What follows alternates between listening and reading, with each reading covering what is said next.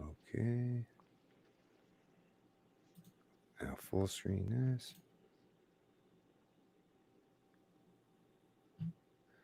Okay, I think we're live. Yep, we are live. Okay, just one sec.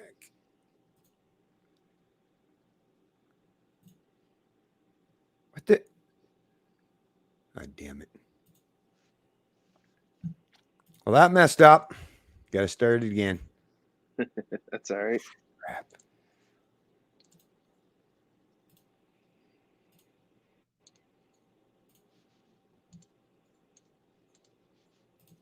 Truth to be self-evident.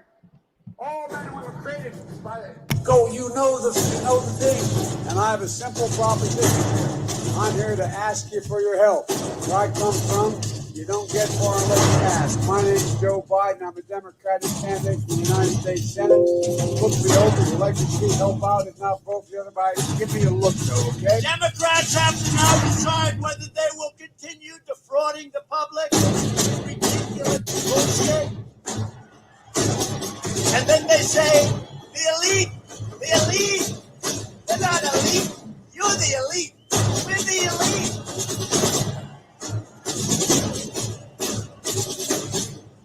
I get a kick, I hear. Oh, no, the elite. Then you see that guy. I'm not elite. We're the elite. Smarter, sharper, you're more loyal, you're a hell of a lot tougher. That's right, ladies and gentlemen. We're a hell of a lot tougher over here at the Liberty Hunter podcast, where you won't find a bunch of Antifa communists complaining. We like freedom over here. And our philosophy is the best philosophy because it's we'll leave you the hell alone. So we're going to have a very eventful podcast today. And I'd encourage everyone to make sure to subscribe and check out these live streams because, unfortunately, our last live stream, if you're wondering why it's been a little while since we've done one of these, it actually got deleted and banned. So very dangerous information we talk about over here. The Zuckerbergs and the fact checkers, they love to check their facts, and they always fact checking us and deleting us. So we're very effective over here. It's dangerous material. So I know, don't watch us, don't click on us. Use the reverse psychology there on you. So catch these live streams because literally you might watch it live, and then that might be the only opportunity you see this stuff. We're gonna have to start phasing it over to BitChute and Library and all that other kind of alternative medias because Zuckerberg doesn't like, and Facebook's, YouTube's, they don't like what we got to talk about today. And this is a special live stream. We're going live on September 11th. So it's a very important date in history. I would say, I think my father will agree, one of the turning points, if we look back in history, to when the road to tyranny has started being paved, where I've seen a massive decline in our rights and freedoms and the beginning of all this stuff. And now I think from the beginning of it to where we're at now in 2020 and next year 2021, which will be interesting, that'll be 20-year anniversary to 9/11. We're no longer at the beginning now. You can feel the tyranny. You start to stick to you. We're deep in the mud now. We're in the front lines. And that's why we started with that intro to show you guys that, yeah, we're the strong, we're the elite. Stop talking about these elitists, these globalists, these control freaks, because as we're going to show in this video today in this podcast, these guys are a bunch of losers. They look like a Biden. They're hiding out in their basements. They're weak. They're pathetic control freaks, and we're going to let these people dominate us? Really? The guy who, if he actually had a crowd around him of actually angry people, would piss his pants so scared? These people are a bunch of control freak, loser, weaklings, and we need to take back our manhood and our power back. And we're going to get into that today. Yeah. Well, just like Ron Paul said, truth fix is your true. mic. Oh, right. Just like Ron Paul said, truth is treason in the empire of lies. And we're definitely living under an empire of lies these days. And it's really, really difficult for people to learn what's the difference between fact and fiction these days. And going all the way back to September 11th also brings up another very important thing that Ron Paul talked about was these foreign entanglements or foreign wars, which has definitely played a huge effect on not just immigration, but economic policy, the destruction of the monetary system, and the constant degradation of Western values and principles. And that's something that we're all going to be trying to encompass in this, or me and Matt are going to try to encompass in this stream. But first, let's just talk about the very real fact that, yes, 19 years ago today, was one of the key pivotal moments that changed not just the social fabric and the social cohesion of USA and this pretense of the constant external threat, but also the internal conflict that we've seen as a rise that happened. You had the 9/11 attacks, then you had the financial crisis 7 years later, and now today you're basically having the push towards. And I read this even from the World Economic Forum, a gentleman I'm going to be talking to later today, that they're even talking about creating a universal basic income. No, not just for Western countries, but basically on the global stage. So global socialism or global communism. And like I say, this has all been led up to this point. And it's taken not just 19 years. You can go back a long time. You can go back centuries to see how this gradual creep has been trying to impose itself on the West. But every time it has advanced, there's always been a minority, mind you, but at least a very boisterous, vocal, and strong, resilient minority of people that have pushed back collectivism.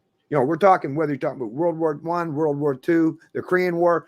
The West was constantly pushing back. The Cold War with Russia, right, that lasted for decades, was constantly pushing back while the gates were being, the hordes were at the gates and trying to impose this kind of top-down authoritarianism, this forced subjugation, this kind of modern iteration of collectivism. And like I say, what we are living in today in 2020 is an era where, rather than seeing the typical people that are lined up, on the battle lines to defend their liberties, well, what you're seeing today is it's actually, it's not taking place on the ground per se, although there is some of it that's taking place on the ground, but most of it's happening right now in the battle for the minds of the masses. And that's actually one thing when I think about Alex Jones and the name that he called his program, InfoWars, that's really what we're dealing with today, folks.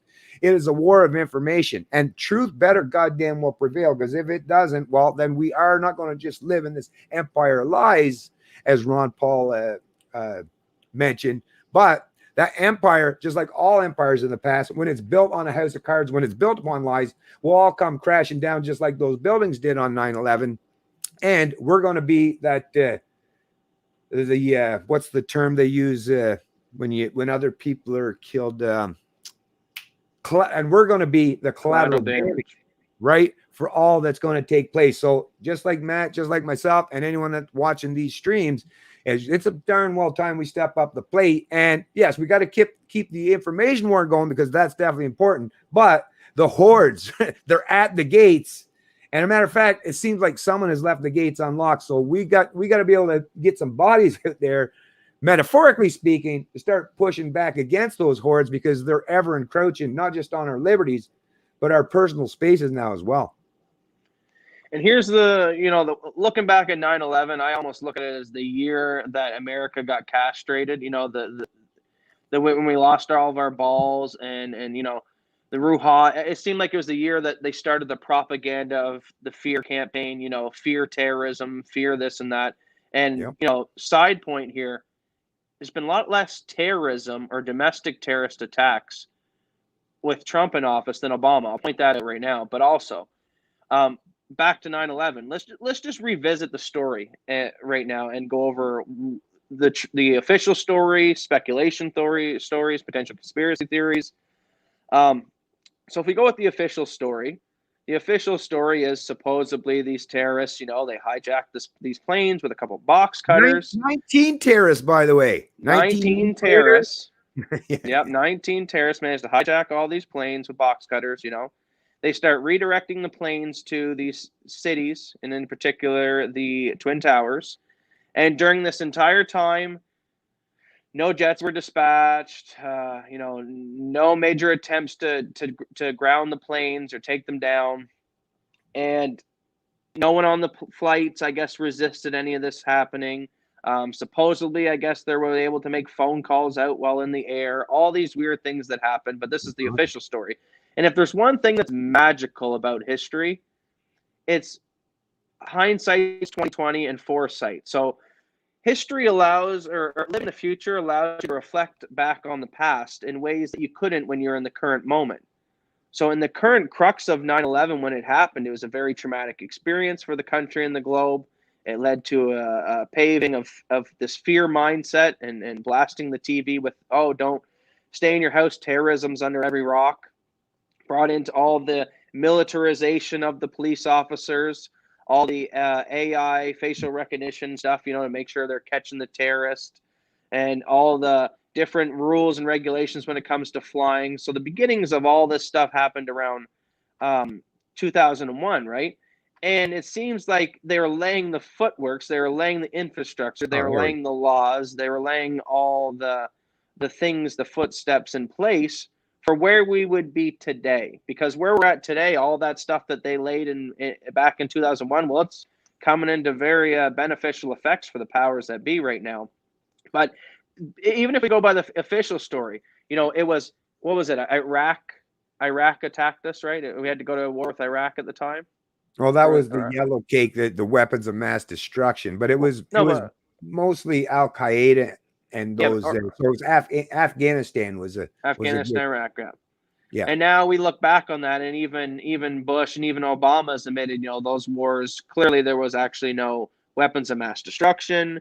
Clearly, those were false wars we shouldn't have actually waged, and the individual terrorists that committed the acts on 9/11, whether if you believe the official story, well, that isn't the real justification, obviously, of going into those wars in the Middle East. Yeah. And then I think why our previous video got deleted is one of the things I played is the video of a general who went in and said that, yeah, he got a briefing by some higher end people up in the military in 2001, and they told him after the September attacks that, hey, we're now going to go and attack these 7 countries in 5 years, blah, blah, blah, blah, blah. And now that we're living 20 years down the road or 19 years down the road, we can look back and go, holy shit, they played out everything they were going to do. And every single one of the countries that they said they were going to attack back in 2001, this general, by his own admission, the video you can find on YouTube, now we can look back and say, wow, they attacked every single regime and managed to do regime change in those areas. And this is what it's all about, folks. This is why Trump gets up on the stage there and says, hey, we got a military industrial complex. Each one of these bombs we drop costs a lot of money, and there's people making a lot of money off of building those bombs. We didn't go and build this billions of dollars in military infrastructure to let it sit there and collect dust. You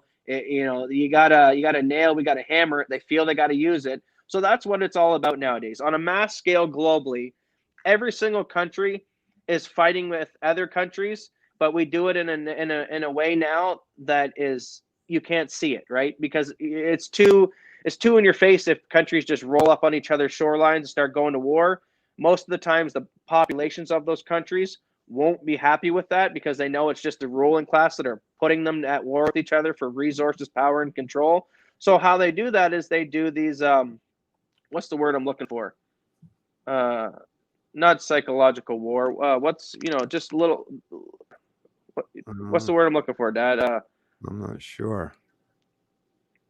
I don't know. Little insurgency groups and stuff like that. We're not full blown war, but what's the word I'm looking for? Scuffle? No. Well, there's battles, but people get the point though. So they hide it through. They fund terrorists. They fund these insurgent groups. They fund revolutionary groups and protesters. And George Soros will even admit that he is proud that he himself has funded a lot of these groups and insurgency groups and has meddled in these foreign countries and has been key player in regime change. And that's what this all is on a global scale. It's countries fighting with other countries to do regime changes. And they just do it secretly now instead of rolling up the troops on the shores. So when they go, oh, Russia's meddling with America in the election. America's meddling with every single election around the globe currently. We're spying on a lot of foreign people. Same with Canada. And that's how we get around a lot of these laws. So Canada will be like, we can't, as Canadians, spy on fellow Canadians. So we'll just get our fellow Americans to say, hey, will you spy on us Canadians? That way it's a loophole in the law. And we're not spying on our domestic population. It's the Americans giving us the data. And they're allowed to because, well, they're a foreign country and it's in their interest to keep an eye on their neighbors, right? So we spy on them and give them the data for their domestic population. They spy on us and give us the data. And it's all these people, these infrastructures sharing all this stuff. MI5 communicating with, CIA communicating with, CSIC up here in Canada. And this is how all this stuff works. It's way too complicated for the average population to know who's just working a 9 to 5. But the beautiful thing about COVID is everything's shut down now. So everyone's sitting at home. All they got is Netflix and the internet.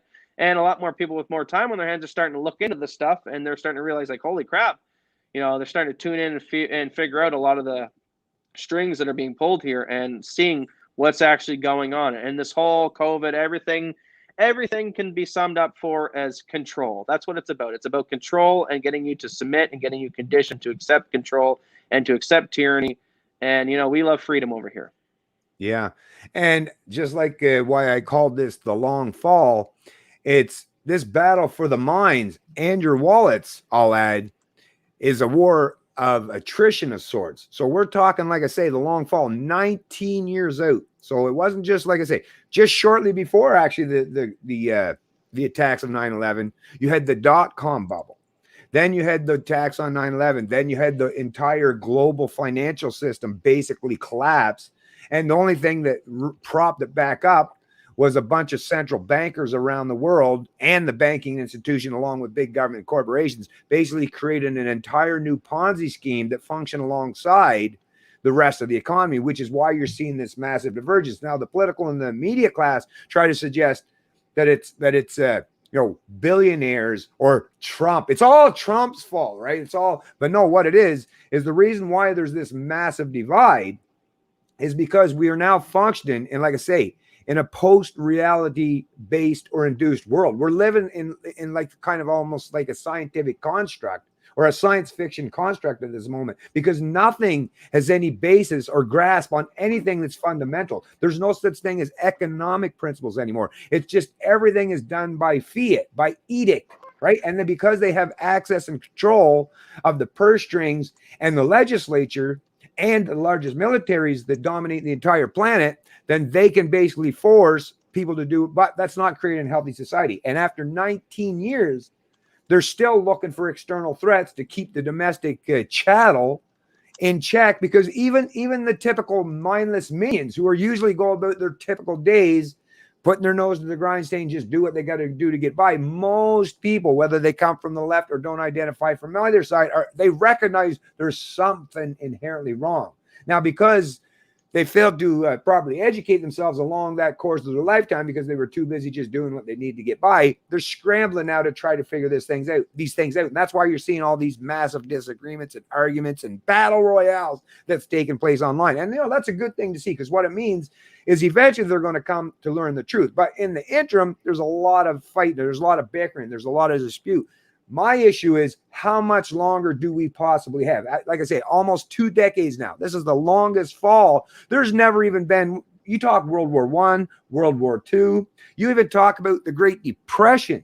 None of that stuff lasted even nearly, not even close to as long as what this whole post, 9/11 world, this post, anything that remotely resembles, like I say, social cohesion or economic fundamentals. We're living in the longest time frame in modern recorded history where people are functioning without any basis for their morality, their ethics, their economic system, or their social policy. And like I say, you cannot live in that state of flux, in that state of unknowing for long. So what are we going to do? Wait for things to come crashing down? I'm seeing people all the time. I had a conversation with a young lady just last week that she basically said, and a lot of them, the people on the left who are agreeing with her, are, let's just burn it all down. Now, I'm saying, no, maybe that's probably not the greatest thing to do, is tear everything down, because once you start tearing everything down, well, before you get to the rebuilding process, like I say, a lot of things can happen when things have been torn down. Me, Matt, and a few others out here are trying to be the voice of reason,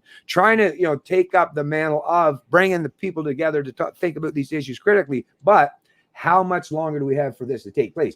I'm not Joe Rogan. I can't sit on my $100 million cushion and just relying that I can just keep rambling away on a microphone. And like I say, I've lost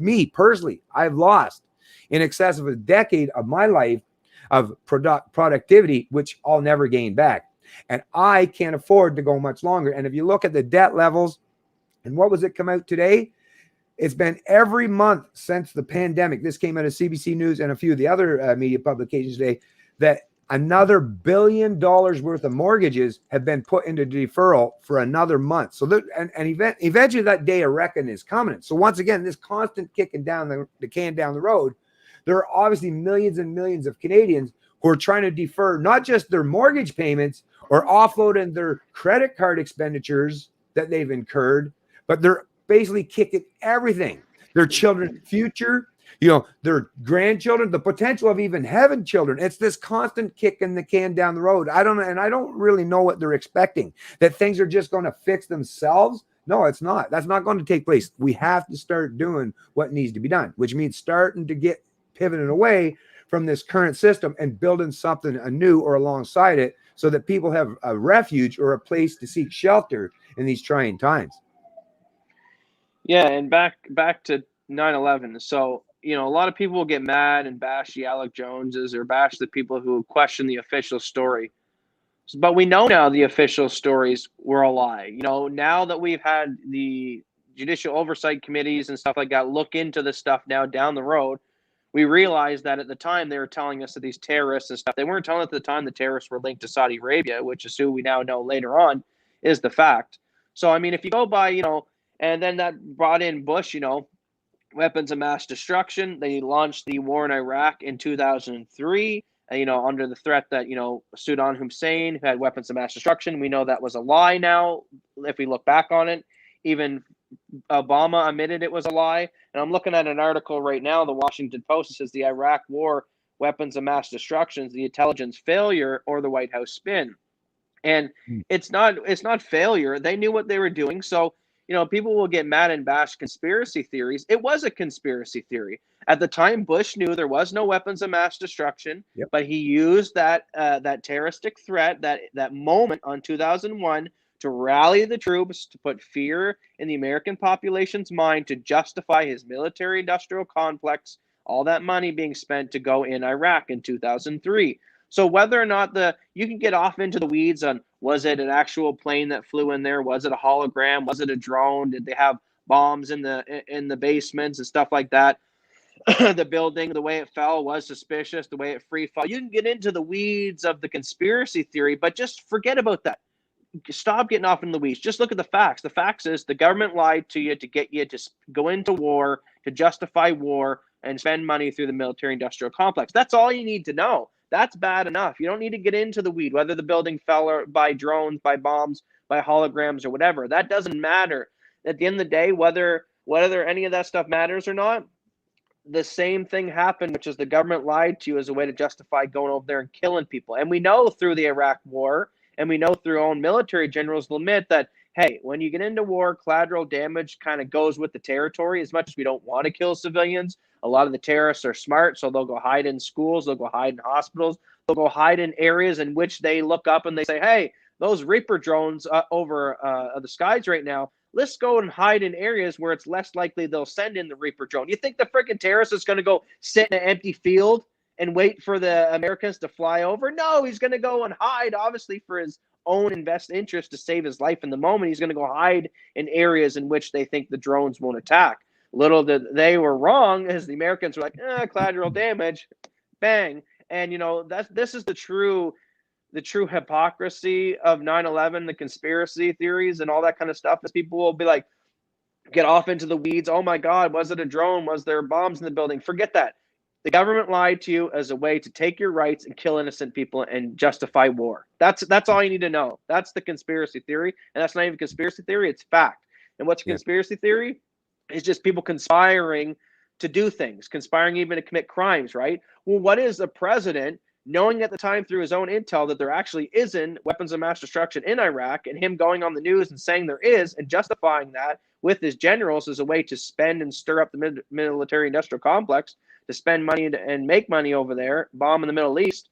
That is a conspiracy theory. That whole thing, it's men, Bush and his military generals, conspiring to violate the law and kill people through collateral damage. That's wrong. That's the crux of 9/11. It was a conspiracy. It was a traumatic event. And I think it was also a big, huge experiment for the families that have been running America for a long time, the Bushes, the Clintons, and the Obamas and stuff like that. I think it was a good experiment for the deep state to see, can we tell a lie so big and put it through our media propaganda arm and see if we can convince the masses to believe it. And it worked. At the time, America was so enraged and upset in that moment of trauma. They were like, who do we need to fight? In that moment, they were so upset with someone attacked them on the home front their rulers manipulated that emotion and got them to go over and attack people who didn't even actually do anything against them. So it was a huge experiment too. Can we see how effective the media and stuff is? Because you got to think, before 2011, it wasn't that long ago, that we didn't have TVs and stuff. Yeah, they had it in the 60s and they had it in the 80s and stuff like that. But the propaganda was really starting to ramp up, I think, especially for terrorism and stuff after 9/11. You had the early stuff of the propagandas, the Edward Bernays and stuff like that, or the newspapers. But I think the real test and the real where they flicked the switch and went full bar was after 9/11, when they're like, can we tell the population that there's weapons of mass destruction when we know there's not, convince the whole population to believe it, and let's see how long we can play this out for. And they got away with it. And I think it made them emboldened. And that's why you see things nowadays where they can literally lock down an entire nation and lock down the entire globe over a disease that now we know by its own statistics is no more deadly than the flu. So you're like, well, how did we get here? How did we get to the point where the government can literally, by their own CDC statistics, admit to you that this disease is not that deadly, but yet lock down the entire globe, not let anyone out of their house, and in places like Australia and Melbourne, literally arrest and choke women out if they don't have a mask on in public? How did we get to this point? We got to this point by the beginning of 9/11. They did it. They passed they convinced the entire masses that it was acceptable to go into Iraq. Everyone believed it. We found out later that there was no weapons in Iraq, and Obama and Bush and all them, they admitted it. But did anyone get held to account? No, nobody goes back now. Why is Bush sitting on his ranch painting stupid fucking pictures right now? The guy should be in jail because clearly he waged wars that were unconstitutional, immoral, and wrong. His own admission at the time, he had faulty intelligence information. Why hasn't he been held to account? But no, he's sitting on his ranch and he's painting his little goofy cartoon photos. And this is why people say, well, why are we at where we're at here in 2020 and why the whole nation and world locked down? It's because it started in 2001, and the fact that we didn't fight it back then is why we're here today. It's continuing to get worse. Well, they watched it, like I say, they watched it unfold. The media had to report on it once the truth was revealed. They thought they had everything wrapped up, but like I say, the yellow cake. I don't know if you remember the little ball of yellow cake when Colin Powell was down babies there. Babies and impagator. What do you call it? Well, basically, like I say, they were caught with their pants down and proven that no, there was no yellow cake, there was no weapons of mass destruction. But they sold the narrative that people accepted it hook, line, and sinker.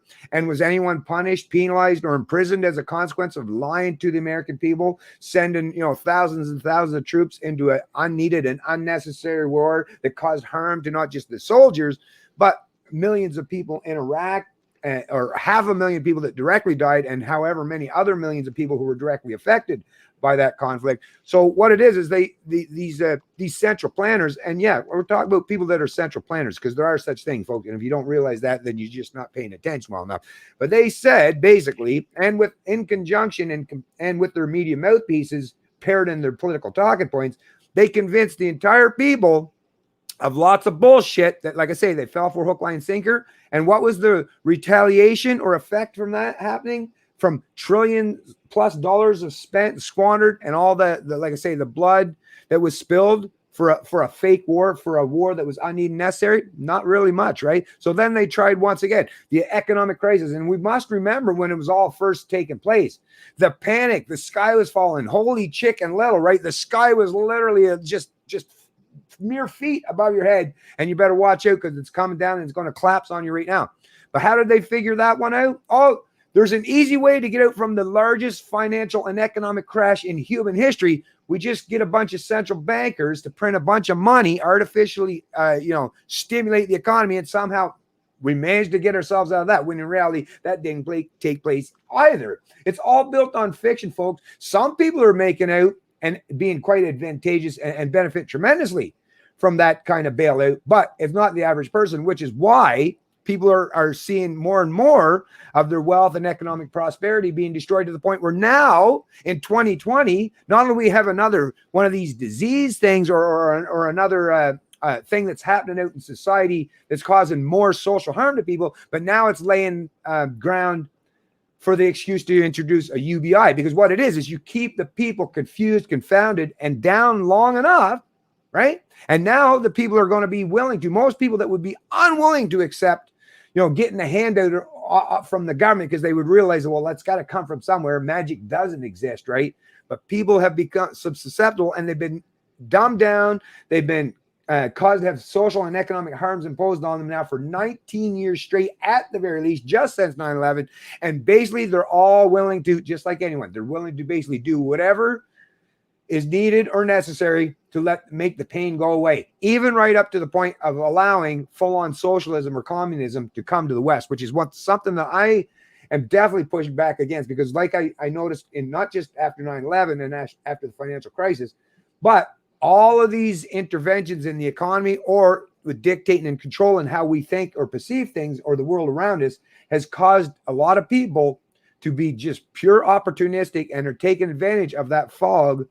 And under that or during that fog, while that's all playing out, they're using that as an advantage to gain benefits themselves against everyone else's expense. I don't want that to be taken any place anymore, folks. We got to stand up and stop allowing this stuff to happen. If you don't believe in 9/11, that's whatever you want to believe. I really don't care. If you actually believe, or if you're foolish or naive enough to believe that you just print trillions of dollars on the printing press and that somehow creates prosperity, then hey, once again, fool you.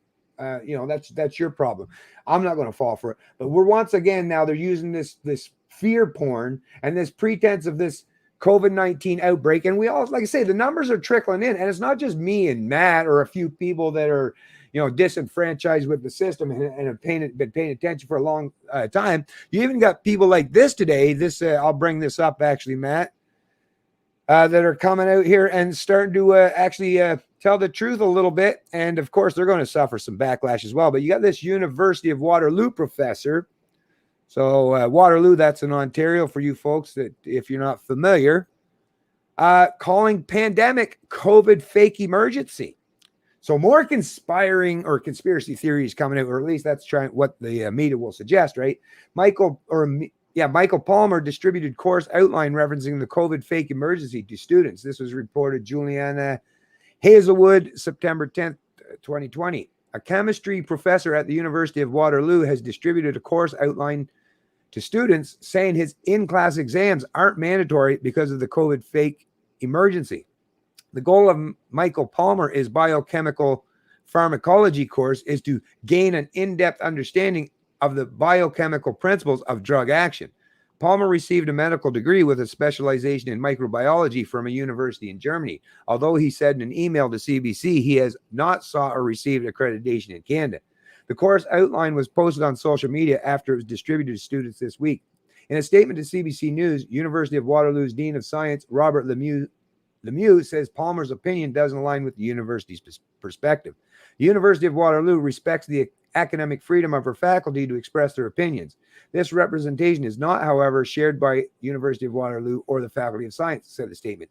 Our response to the COVID-19 pandemic will continue to be based on the best available advice from public health officials, the statement went on to say. In this case, the professor is elected to move the course online. So when they're saying this, it's contained just within this last few sentences here. So our response to the COVID-19 pandemic will continue to be based on the best available advice from public health officials. Now, obviously, because you're talking about something that is, based on something that would be microbiology and science-based, well, the proper thing to say or suggest would be that we'll deal with the facts as they're revealed.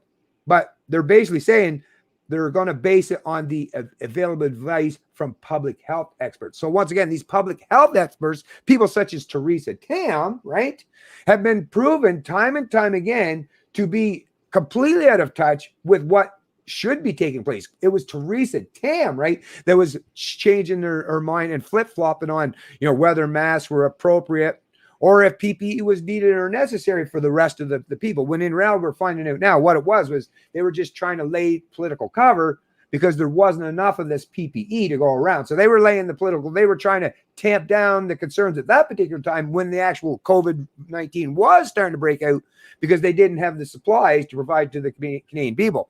Now that actually it's like what we're seeing, like think about how it's working. Now that cases have dropped off dramatically to the point where, yeah, it's basically not much of a threat to anyone in Canada these days.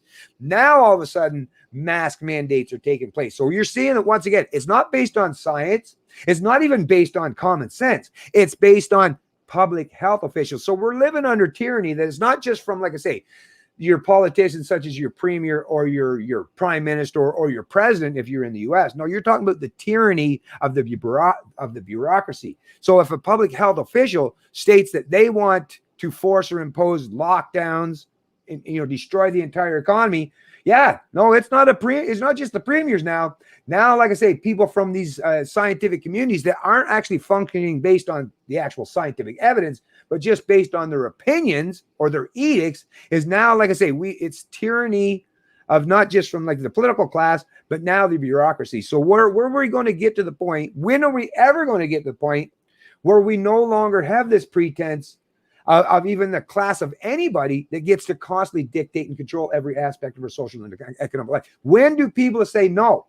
The science, the facts, as they're rolling out, is not bearing fruit in terms of this constant premise, in terms of this being such a deadly virus. We're not seeing that play out in reality. We're seeing that now that the numbers have trickled in, and the reality is that it's not much, as Matt suggested, it's not much worse than the average flu. And that's another thing. We got the flu season coming, and it's going to be fast upon us.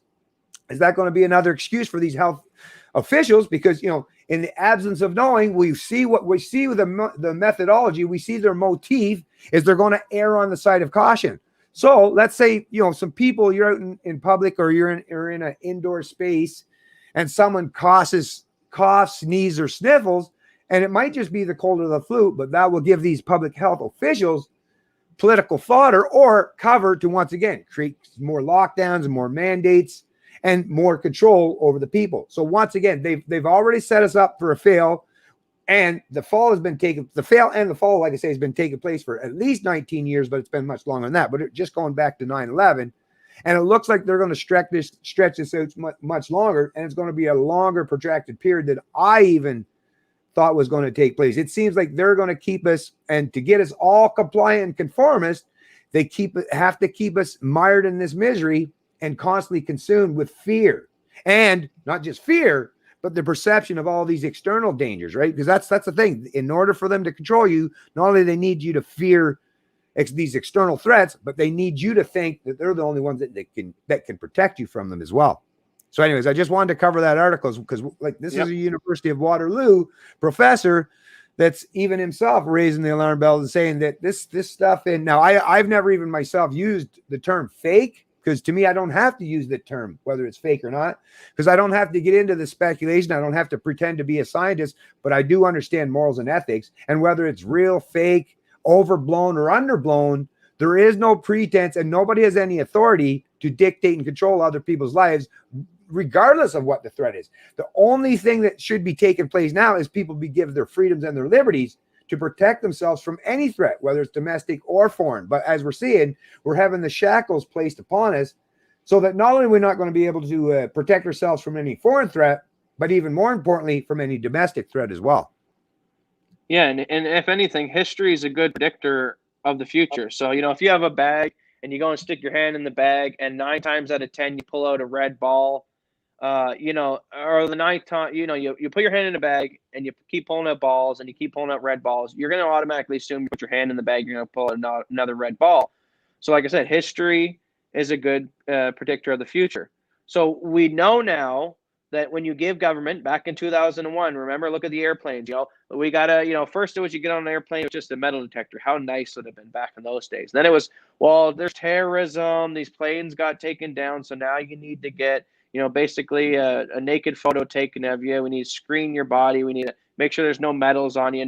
How much more difficult it got to travel after 9/11. And during the pretext of that, it was like, well, we got to do it to keep you safe, right? Well, since then, how many times since 2001 has a plane been taken over and flown into things as an act of terrorism? It hasn't really happened anymore, right? And I would obviously argue, too, that if it did try to happen, that we live in an era now that is so awakened to terrorism and that potential risk of taking over a flight that, man, if you had someone who got up and tried to take over a plane, the crew the passengers would probably dogpile this guy because, right, if you're going to die anyway, you might as well at least try to die trying to save yourself. So I think you could never even have an opportunity like a 9/11 happen in this modern era because too many people are politically awoken to what happened that they would fight that guy. But they didn't say, we're just going to get in all this equipment to spy on you because to keep you safe on the plane. But if no more terrorist attacks happens, we're going to remove it. No, once they laid all that in place, it never went away. Well, 2 weeks, we're going to flatten the curve, folks.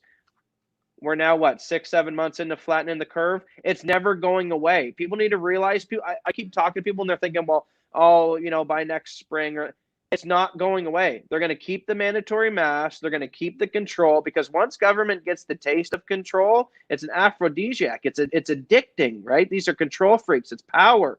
And once these councilmen and all these people get the power, and even these flight attendants that, you looked at them funny, you didn't have your mask on correctly, they can throw you off the plane. Once these people get that taste of that control, they won't relinquish it. History has taught us that when people get power and control, they don't give it up easily. You literally have to go pry it from their cold, dead hands.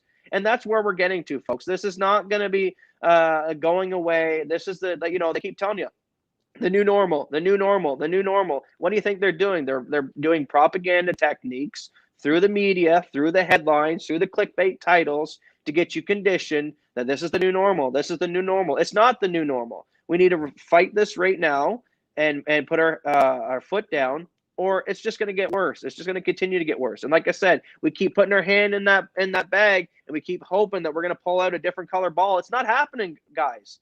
It hasn't happened in history. We keep getting the same thing. So to expect now that all of a sudden Fauci and your loving government officials are going to come out and say, all right, guys, we're going back to freedom. Here, we're so omnipotent.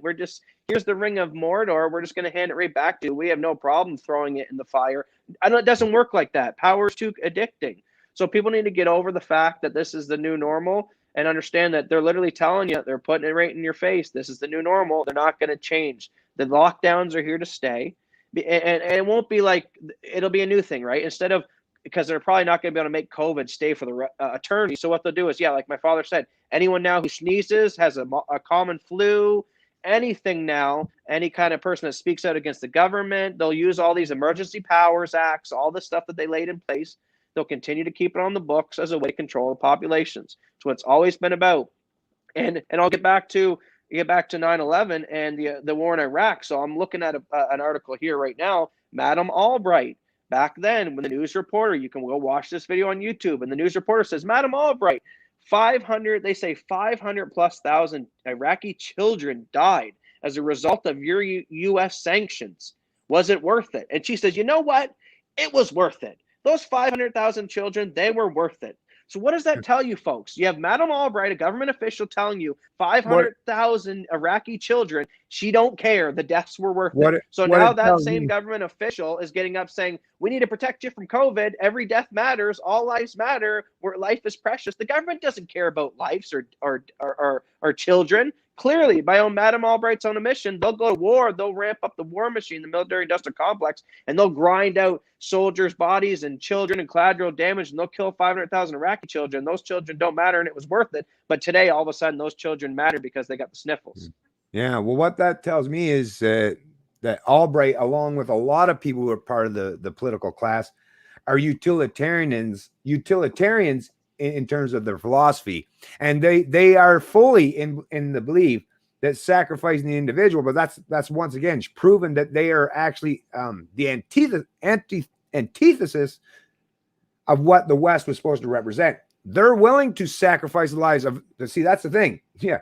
Whether it's foreign lives or the lives of their own citizens, they're more than willing, under their concept of the greater good, is they're more than willing to, because the way Madame Albright saw it, I suppose, is, yeah, sure, 500,000 people died, but she's going to find some way that's going to be better for, maybe billions of people on the world. But once again, that's picking winners or losers. That's saying, well, yeah, sure, those 500,000 people died, but hey, maybe 7 million people or 7 billion might benefit from those 500,000 people. Once again, maybe, but you've completely removed any basis in morality or having any principles if you're using the utilitarian argument. If you're using the utilitarian argument, that like I've said many times before, I wish these people that are part of the ruling class would just be honest and forthright, because if you want to live in the state of nature, I'm all for it.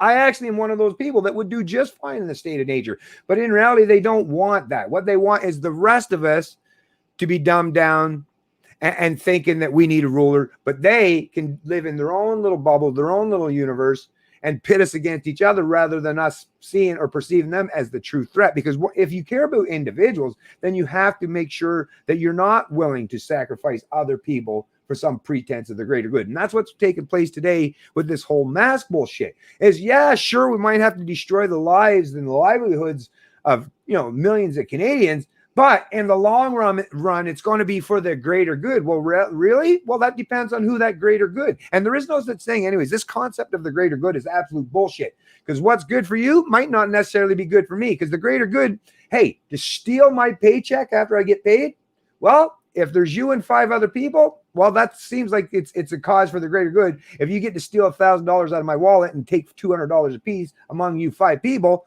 well, the greater good did benefit. But the problem is, the only way that happened is by taking away my ability to pay for to sustain myself. So once again, and once you get to the point where you're willing to sacrifice some people for the benefits of others, well, then other people are going to do the same thing as you are. And if they hold that same mentality, then it's once again back to the state of nature, back to the might makes right. And under those situations or scenarios, the most people that are out there today, these lefties, these Antifa, these people that don't want to work and want to live on UBI, guess what? You're the ones that are sheep. You're not the wolves. That's the thing with these people today. They try to act like they're the wolves, but in reality, you're the sheep. So in that kind of scenario of utilitarianism or the greater good, you are the food you're the lamb, right? You're the food for the wolves. You're not the wolves. So be careful about what you're actually wishing for, all you people that want this pretense of the greater good, because there is no greater good. There's good, there's bad, and there's all kinds of things that's in between. And the greater good means that the people that are evil are going to use your willingness to subject yourself or sacrifice yourself for the greater good. And they'll take your sacrifice, but they're not going to do it themselves. Yeah, Anyways, I'll Paul, answer. I'm going to answer Jesus's question here. So Jesus, Matt, do you think Canada's lost and that will not be able to get back to where we are, debt, totalitarian, new world sport? So here, I'm going to give everyone my true innermost thoughts on, do I think Canada or in general freedom is lost? So here's my take on it. No, I don't think freedom is lost in any country. I don't even think freedom is lost in North Korea, because a part of me thinks that freedom is something that I think won't, unless you take it and kill that person, it'll always be there. During the time of slavery, when it was illegal to own slaves, we had the Underground Railroad. You had people during that time, working so hard to sneak black slaves out of the country, to house them when it was illegal. Same with, when the Holocaust was happening, you had people who were trying to help the Jews and protect them from the Germans.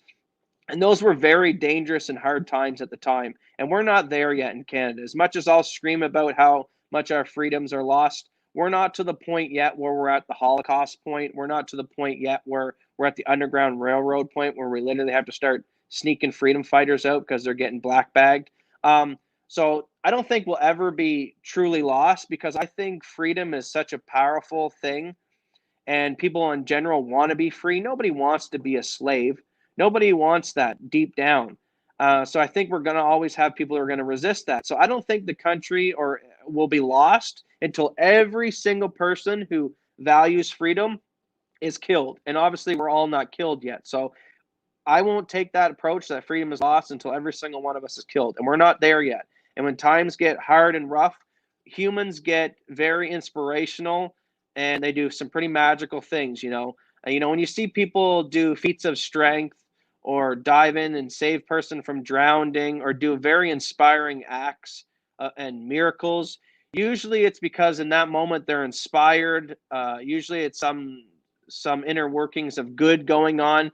It's not too often you see acts of inspiration or miracles being conducted by people who are demonically possessed or love evil or love immoral acts and stuff like that. So It's the William Wallaces that are inspirational. It's the Leonidases throughout history that are inspirational. And what makes those men more powerful is because they have such conviction for freedom. So why I think we're going to win this war is, yeah, you go and look at Antifa. They're a bunch of pussies. They're a bunch of little skinny ass commies wearing their skater shorts and skater pants. Most of them are opportunists that are there to just tear down the system. Then you got an influx of them that are actually paid. So they're there for financial means because Soros and all these other people are backing them financially. Then you got just the criminal dregs that are in society. They're just, like you said, opportunists that are just taking advantage of the situation. But these people that I'm describing, they don't have that burning emotion of freedom and fight and passion the way that the freedom fighters do on our side.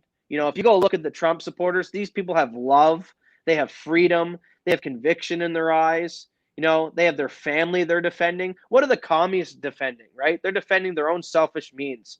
Okay, so I think freedom at the end of the day will win because we have that all-inspiring, burning fire of fight where the lefties don't. And a good analogy is just you look back at the stories of the Greek battles of Leonidas and stuff. It was, you had the Persians they were run by slavery, right? So everyone fighting in Xerxes' army at the time against the Greeks, they were there being whipped. They were told, run into battle and fight. You're a slave.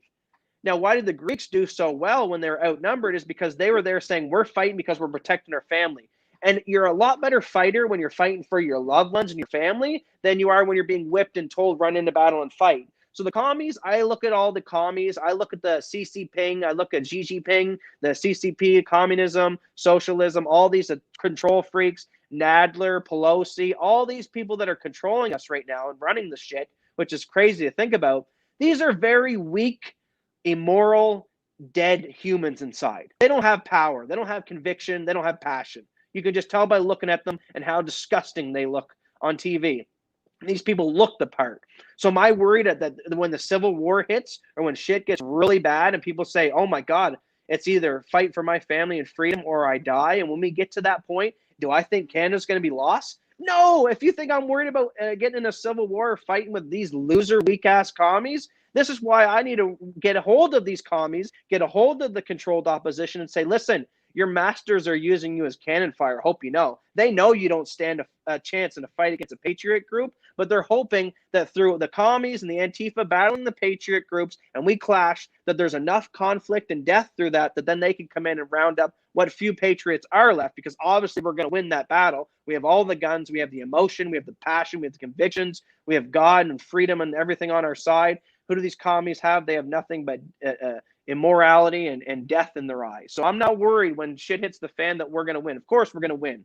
But I'm just trying to avoid all the bloodshed. And, people will look at me and my father, or people will look at us when we talk like this, they might think these guys are revolutionary. They're trying to start a civil war. They might even try to label me and my father domestic terrorists here in a couple of years or even sooner. They might even say our speech is dangerous. We're trying to tell people to not fight each other. We're trying to tell people, hey, listen, our ideology is as long as you're not hurting me or you're not, violating property rights, have at or leave people alone. These are the goddamn control freaks. They're the ones telling you, put a mask on. They're the ones choking you out if you leave your house after curfew. They're the aggressors. So don't let them try to convince everyone and say that me and my father, who are just saying, hey, listen, when the Civil War kicks off, we're going to kick your ass.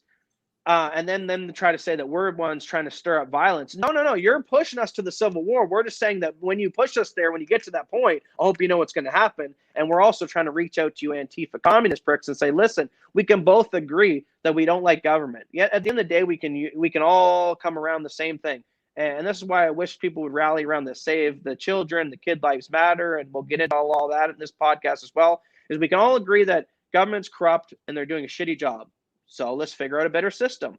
We can all agree that, hey, pedophilia is wrong and you shouldn't abuse children. There's these things that we should be able to easily rally around, but then the media comes in there and uses propaganda techniques, labels the right-wingers as racist and as, all these anti-Semite and all these other different isms and terms as a way to divide us against the communist Antifa BLM pricks. As much as I hate them, at least they agree that the government and their ruling masters are not ruling over them correctly. So then let's unite around that and let's figure out a better system. And me and my father have offered up better systems and solutions in previous videos, which, we come from the perspective as a free market, We want everything to be voluntarist and a voluntary society. So, a government in its current form, the way it doesn't work is because it's a monopoly on the use of force. Even the Ben Shapiro's and that stuff, and the Stephen Crowders will admit, well, yeah, I realize that I'm arguing for redistribution of wealth for the military and for policing. I guess socialism's okay on a little scale. And all me and my father are saying is, how about no socialism? How about no government on a whole scale? That's not saying no rulers or no rules for everyone. It's just saying, let the free market provide. The free market is very smart. It's very innovative. It'll hold people account. People will say, well, we need regulation to make sure that restaurant doesn't go and poison a bunch of customers. That restaurant goes and poison a bunch of customers. That restaurant's going bankrupt the next day. Blah, blah, blah. They also have an invested interest not to poison their customers, because if they do, then they're obviously going to go bankrupt. So why would you go and spend a bunch of money to open up a business that you're only going to go bankrupt? So the market has ways to protect people, and it's a way almost in itself as regulation. The market regulates itself. So stop getting the government to regulate markets. Stop getting the government to do policing. Stop getting the government to tax people. And here's the actual, we have today in today's world, we have a way to beat this thing. People always say, well, how are we going to beat this big tyrannical government?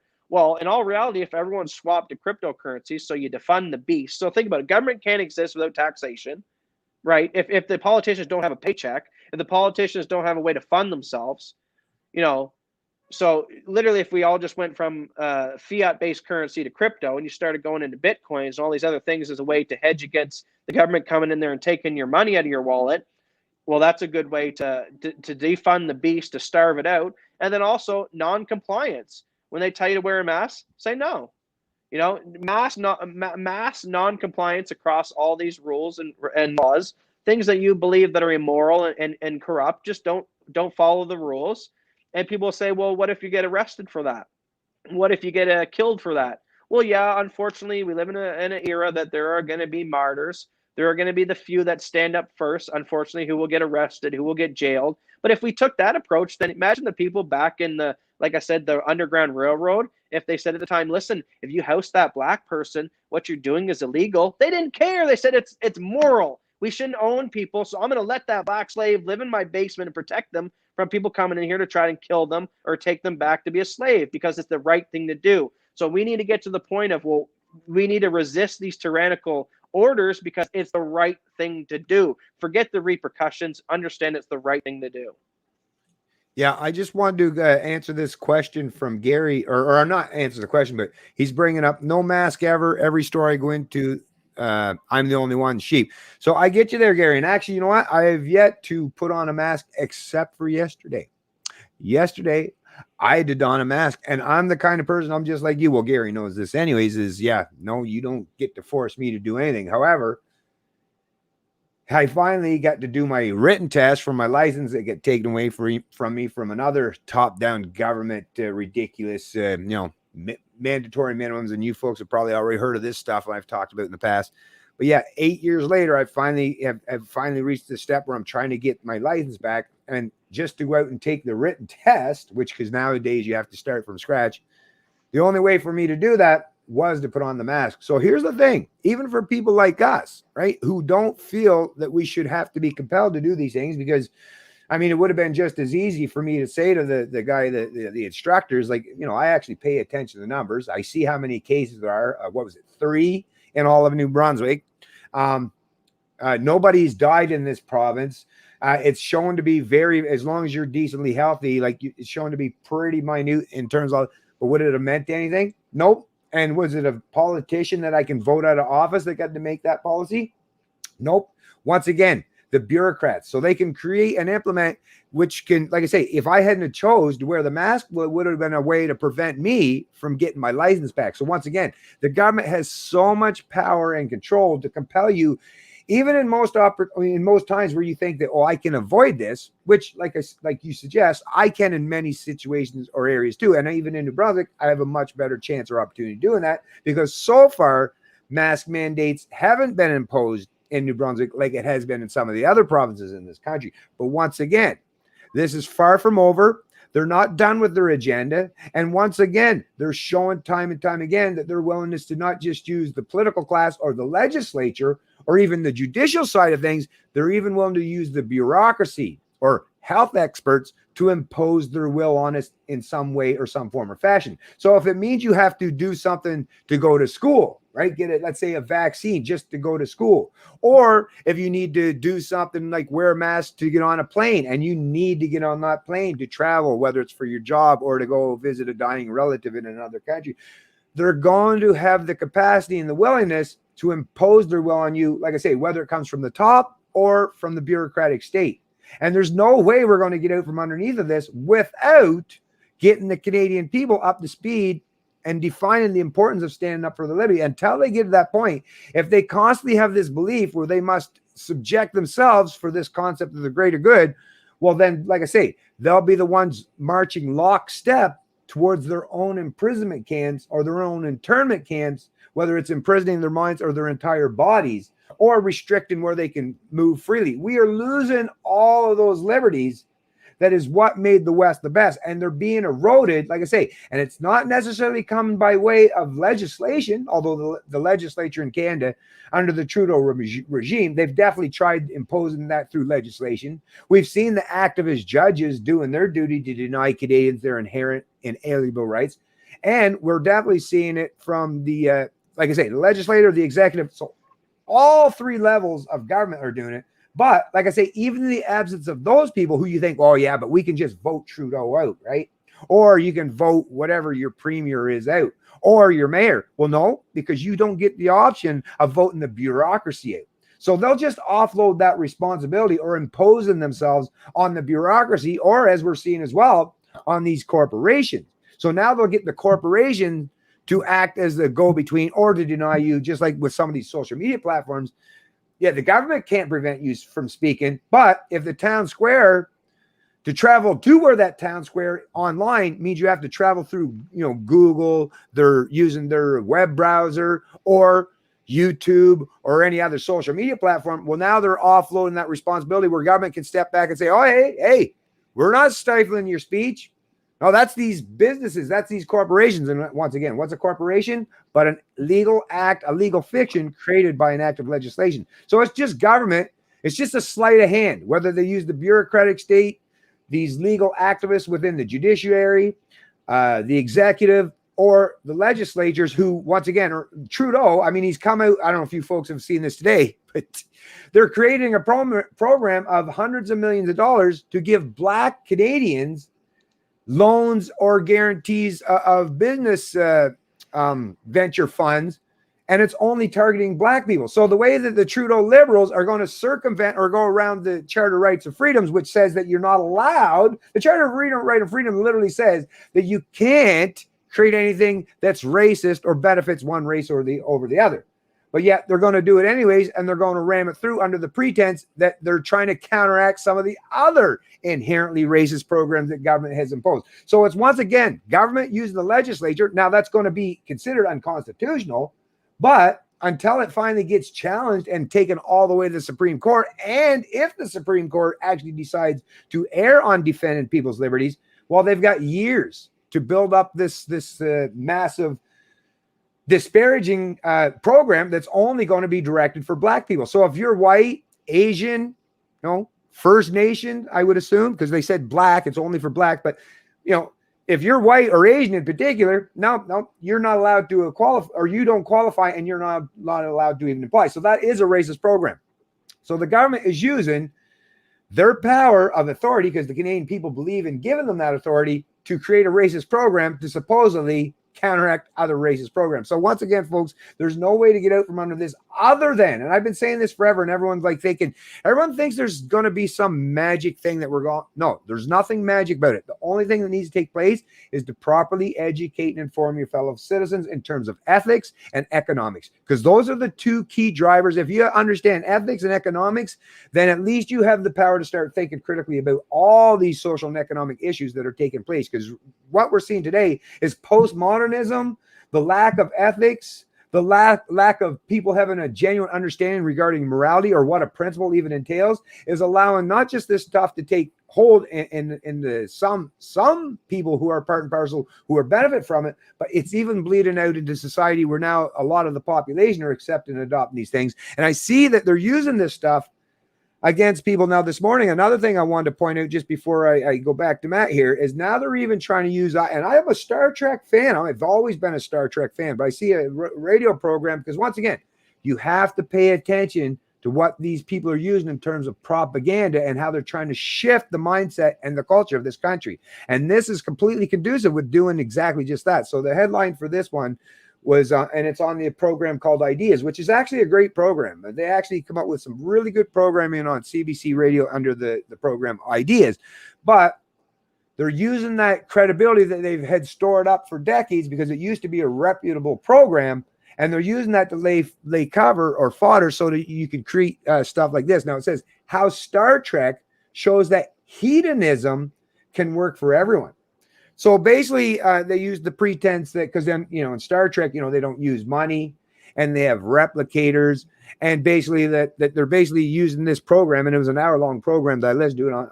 Like I say, I'll put this in the description of the stream. I definitely suggest you check it out. But they're promoting this kind of hedonism where you don't need to go out and work. Hey, just like you could sit at home or you could go into your little virtual. I don't know. If you want to talk about like with your some of those online or those virtual. Like what was it called, Matt? Those virtual reality setups that people have access to today, right? But anyways, they're using this as a pretense to lay cover for people to get more accustomed and used to. No, that nagging feeling in you, like when you're lazy, inept, and not doing a goddamn thing in your life, they're saying no. That don't listen to that inner voice that's telling you that you should be productive and providing for yourself or doing something meaningful in your life. They're saying no, forget about that. All that really matters at the end of the day is happiness, right? And whatever you can do to gain happiness for you, then just worry about that as your own basis for getting through life. And hedonism definitely works, right? Sitting around, smoking pot, eating Doritos all day long. Yeah, it's a whole lot better, right? It's or having devious sexual relations with anyone that you can lay your eyes upon that's willing to do so. Yeah, that stuff can distract you and fill your days with, I guess, some seemingly pleasures or pretense of happiness. But as every human being alive knows, if you think about it critically, that is that no, it's not just these pleasures of the flesh that is what gives us happiness. No, it's meaning in our life. It's having family. It's doing things that create a betterment for you, the people around you, and create healthy, well-adjusted children or grandchildren in society. Those are things that are very fulfilling and rewarding, but they require you to pivot away from hedonism in order to make that come to fruition. But if you think about it, since they're trying to pump up UBI, right? And we've already had a trial run experiment, 6 month long experiment in Canada called CERB, the Canadian Emergency Response Benefit. They've already laid that trial program in for the people to get used to just being hedonistic. Don't think about things, anything critically. No, just dull your senses, just dull your mind, just dull your sense of morality. And that's what you're going to need in life. And don't worry, we'll take care of it because we can provide for you. But one thing that they're leaving out of the equation, and that's the problem with these dystopian or these utopian types, is they leave out the fact that, yeah, we don't live in an economy or any structure or any world where there isn't a finite amount of resources. We don't live in this post-scarcity. What made the science fiction program Star Trek work in that under that scenario is there was no such thing as scarcity. So if you could push a button on your replicator and reproduce anything you wanted for free, then like I say, then we are getting towards one of those dystopian or utopian futures. But we don't live in that world where you can just create things. Everything that's created on the planet, whether it's done by a robot, automation, a human labor, or however it's extracted, it all requires effort. And it also requires people to place value on things, because that's the thing. The minute you've removed value, well, then you've removed the ability to not just, well, if you produce it and someone doesn't value it, well, then that's now made you. And it's another way to put people back into slavery, because what people provide and why slavery is wrong is because we recognize that value comes and is provided by what people produce in society. Whereas if you can remove people out of the equation, you no longer have that value. Well, now people no longer have value anymore either. Anyways, I'll kind of shut up there for a minute there, Matt, but that's just kind of the line of thinking I'm thinking about with this post scarcity and trying to pump up UBI, removing personal accountability and responsibility, is to get us all dumbed down and reliant on big government. Because once you're reliant on someone else to take care of you, well, then you're much more docile and easy to control. Well, I'm going to send you some videos right now I want you to play, and it's going to be a bunch of, I like to show people, I like to give people a visual representation of tyranny and what these COVID lockdowns are doing. So I'm going to send you this one right now first. So we'll start with this one. Okay. And there's a couple of them. They're probably going to, I'm warning people right now, trigger warning. If you got high blood pressure, take your pills now. These are the type of videos that actually trigger me, unlike the lefties. Oh, the Victoria Police, is that with that girl? Yeah, because I think I already played that one before. But yeah, we're gonna go through like 5 or 6 of these videos to let everyone see, to digest, to see that when you get a doctor up there on CBC says, well, we're going to bring in these new COVID lockdown measures. You need to see what that actually entails, what it represents. So let's start with the first clip. Okay, just one sec. Wait a minute. Oh, let's see this loving officer. Two warnings I've got here. Now, the second one says the following content has been identified by the YouTube community as inappropriate or offensive.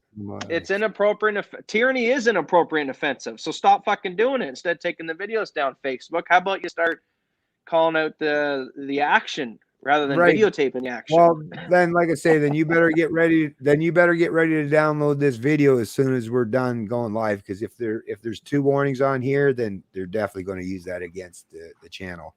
All right, so let's throw it on here anyways, though. Okay. Oh, wait. Okay, let me just put it back here. Let me bring it. Put your muzzle on, people. This is what's going to happen if you don't. Okay. Women's rights, everyone. Women's rights. Okay, make sure that's the right to be brutalized for not wearing her muzzle. Okay.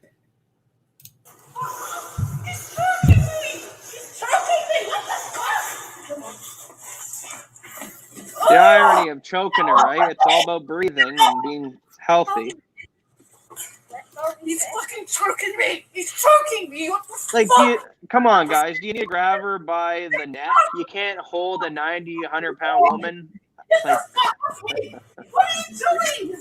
You're fucking choking me, dude. What the fuck? Put your mask on, folks. Put your masks on. What are you doing to me? What have I done? You just keep what have I done wrong? You just keep yeah, but you're choking her. As a man on a girl, and you choked her. For what? For a mask? For not having a mask? Look how pathetic you are. She doesn't have a mask. Are you serious? Are you serious? Just for not having a mask? For no mask? Are you fucking serious? All right, I sent you another one. We'll go to clip number 2 now. We'll continue on this beautiful train. I'll keep giving commentary while you're getting the clips ready. But as you can see, guys, just keep your mask on, folks. Just keep your mask on. What happens when you don't, though? As you're going to see, this is what happens when you resist. All righty, so what do we got here? Oh, a little protest going on in Australia. A peace walk. Well, the police officers, they don't like peace, so they're going to interrupt this peace walk. Facts over fear. Oof, that's dangerous. Shut him down. New World Order is coming to shut this man down.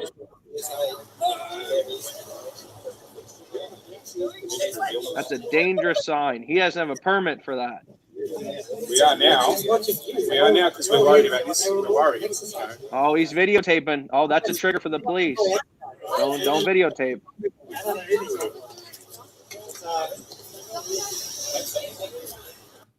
Or whatever that is. And ladies and gentlemen, stop bringing your kids to this stuff because unfortunately, tyranny is. They don't care about your age or your sex, as you'll see in these videos. It doesn't matter if you're a children, you're a woman. It's time for men to stand up. I'm tired of seeing women and children being brutalized. Men need to get out on the front lines. Yeah, it has, mate. The health ones have doubled. Crimes, maybe on that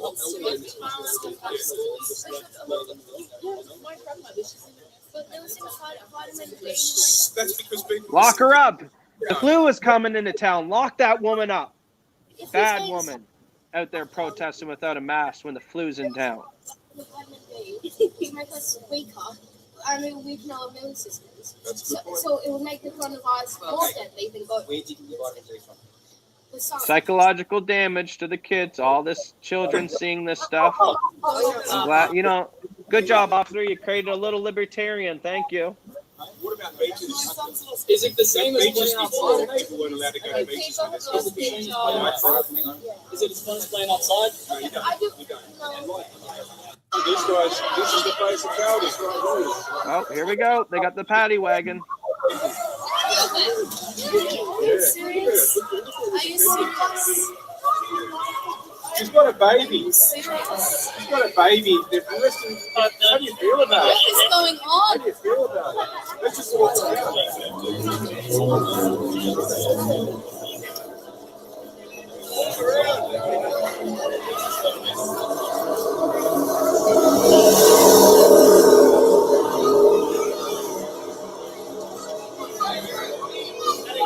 All right, people, take a close look. This is the visual representation of what happens. If you don't want to fight for freedom today, that's fine.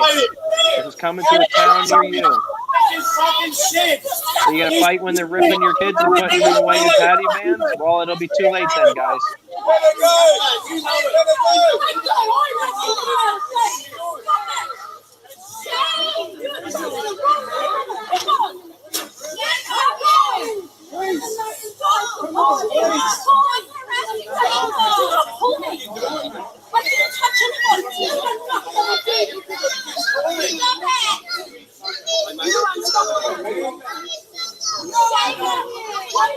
Sorry, mommy's got to be taken away. You know, you're not allowed free speech. You're not allowed to have a sign. You're not allowed to have no mask in public. Move away from me and my son! Move away from me and my son!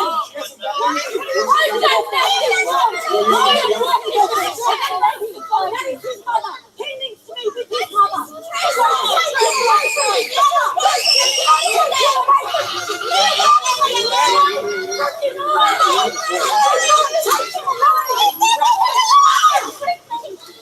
Take that dangerous mother out of here.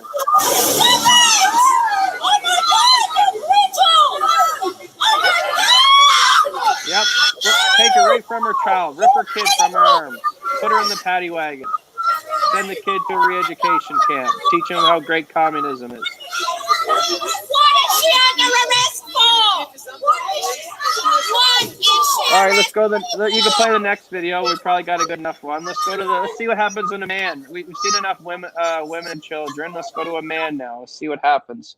So this one we're going to play next is a nice gentleman here who supposedly says he has a health justification for not wearing a mask, but that don't matter in this day and age. Don't matter. If you resist tyranny, they're going to beat you up. That's going to happen in today's day and age. And these cops, they got well trained now. You can't reason with them. It don't matter. If they're going to do this, they're going to do it. Yelling shame at them, they don't care.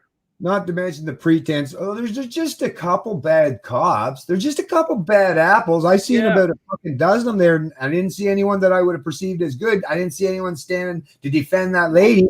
And wait a minute, aren't the police there to serve the public? I was always told that, and for some reason, I actually was stupid enough to believe that when I was younger. Because now I no longer do, because I actually see how the real world actually functions. So are they there to protect and serve, or to be the order followers and enforcers of the state? Well, just keep watching these videos, and that'll answer your question. And the irony of the officer choking the woman said, "This is for your safety. We're keeping you safe, bitch." Oh yeah. I'm doing this for your own good. Yeah, I've heard that before in my life. Yeah, I'm gonna. All right, let's play this pathetic man who dares not wear a mask for health reasons. Anything I can do or say to ask you to get off the train? No, you didn't have to speak to me the way you did. It's on camera. It's all on camera. I'm not speaking to I you. am actually telling you, if you don't get off the train, I will ask you if I'm okay. You're not allowed to touch me by law. Underlying health conditions, you don't have to wear a mask. Underlying health I do conditions. not have to wear a mask. I need to End of. And you do not have to challenge me either. It's against the law to challenge me. I'm not going to argue anymore. Yeah, it's against the law to challenge me as well. I'm not getting off. Joe, who the fuck do you think you're grabbing? Who the fuck do you think you're grabbing? Hey, who you grabbing? Who the fuck are you grabbing? No, get off me. I told you, no. Now get off me. Or I'll get you locked up. Now get off me. Now you've been told. Get the fuck up. Oi, who the fuck are you grabbing there? I'll spray you, mate. What? You're spraying me for nothing? He hasn't done nothing wrong. He hasn't done nothing wrong. He's done nothing wrong. Get off me. Medical conditions. Medical conditions. I need to speak to you about that. I'll speak. Get up. Medical conditions. What What are you hitting him for? pointing at me. I'll spray you, mate. What? You're pointing at me, not even pointing at him. Yeah. Popping you on that yet. Yeah, I'm pretty sure this guy could cast a vote right now and get his freedom back, right? Just vote it away, buddy. Buddy, vote it away. He's done nothing wrong. He's done nothing wrong. You're on a power trip here. Yeah. You're on a power trip. And I've already spoken to him and told you I Don't tell him what he's doing is illegal. You let go of it. Go on me. Get off him, man. You're the one on him. Go on me. You're the one. You're a bully. You're a fucking bully. I told you I don't have to fucking wear one.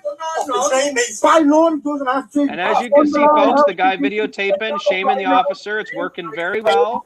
The officer now he's de-escalating the situation clearly. Oh, you have big fucking phone. Get the fuck off me. So what are you doing? What's your name and number, bro? Bro.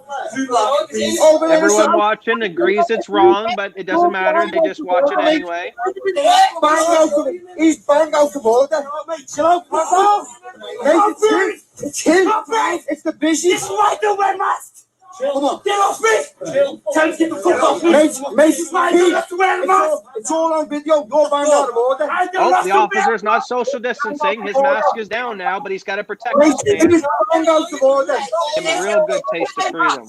Get the fuck off. Oh, it's over a mask. It's all on film. It's all on film. Hey, it's all on film. Over a fucking mask, man. You're a bully. Over a fucking You're a mask. bully. Tell him to get off the mask. She did it. You're a bully. Oh, here comes some good officers. Oh, maybe not. Tell him to get off me. Hey. I want his number. Tell him to get off me. I have his thing. Your name and number. What's your name and number? Name and number, lad. Name and number. Hey, Get off. Get off me fucking feet. What's he doing? Can't name me. You've got that in your face. He's standing on his throat. Oh. No, I'm not coming up saying I've got to go. This officer. Bully. All right, I sent you another one. People can get the point of that one. So there's another gentleman. How dare he? He had a health reason for not wearing the mask, but it doesn't matter. Tyranny's coming to a town near you. Now we're gonna watch one here of a 14-year-old. How dare this 14-year-old, resist his government overlords? So let's see what. As you see, women, children, men, and as we're going to see a 14-year-old boy, it doesn't matter the age, the sex, or whatever. Please don't discriminate. Tyranny's for everyone. Oh, there's no volume. Why do I not have any volume here? Oh, wait, here we go. Ese cabrón ha sido cabrón. Eso eran las autoridades. Grábalo. Grábalo. Autoridades, vas a ir, abusador. Que es un menor. Que no le pegas, hermano. Oiga, que es un menor. Es un menor, no es una vergüenza. Ya lo digo yo, abusadores. Oh, what happened there? Mire, es un menor. 16 años. I bet you that feels really good. That looks really comfortable having, your face smashed into the ground like that for his safety, of course. For his safety. Oh, here comes the good cops, everyone. Here comes the good cops. Backup's here to help this kid's freedom, right? Oh. Good cops are coming in. Any minute now, they're gonna get this 14-year-old boy up off the ground. Oh, wait. No, they're gonna just go along and arrest them. So as you can see, lots of good cops in the community nowadays. No puedes hacer eso, llevarse a la calle. So let's go and play Porky the Pig now. I sent you another one.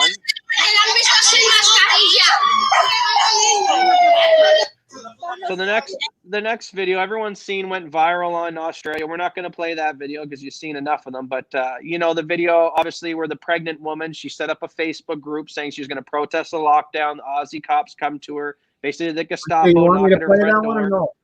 no? No, I think most people have seen it, and we'll just play Porky the Pig's response. So this is Porky the Pig, the officer here, the captain, and he's going to come out here, and you'd think he's going to say, you would hope he'd say, sorry, guys, what you seen was wrong, and, we got a lot of good cops nowadays. Not all of us are bad, and we're not going to defend it. But let's hear what Porky the Pig says about his fellow officers taking that woman away.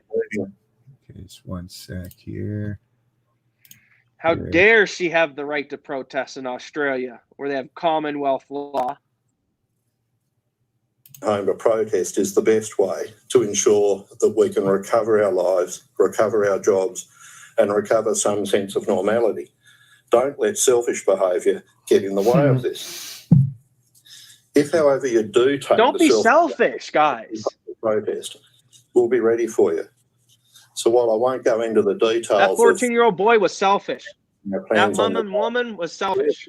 We'll be ready for you, and we'll be ready for you not only in the city, but we'll be ready for you when you leave home and transport or use other means to come into the city.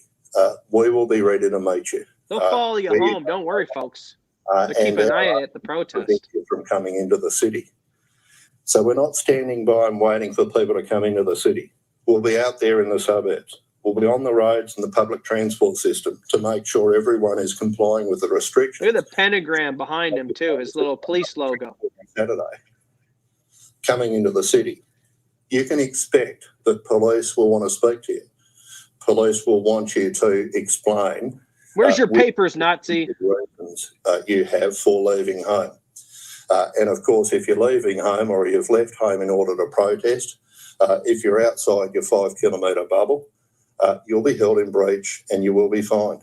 And if you persist in your behaviour and you don't comply, you will be arrested in the interests of keeping everyone safe. Keeping everyone safe, folks. He's keeping people safe. It's all about the greater good. They only care about the good. While they're beating the fuck out of you, just remember they only got your best interest at heart, folks. You're selfish. We're keeping you safe. You're selfish. Don't come out your 5 mile bubble. This takes invaluable resources away from local communities.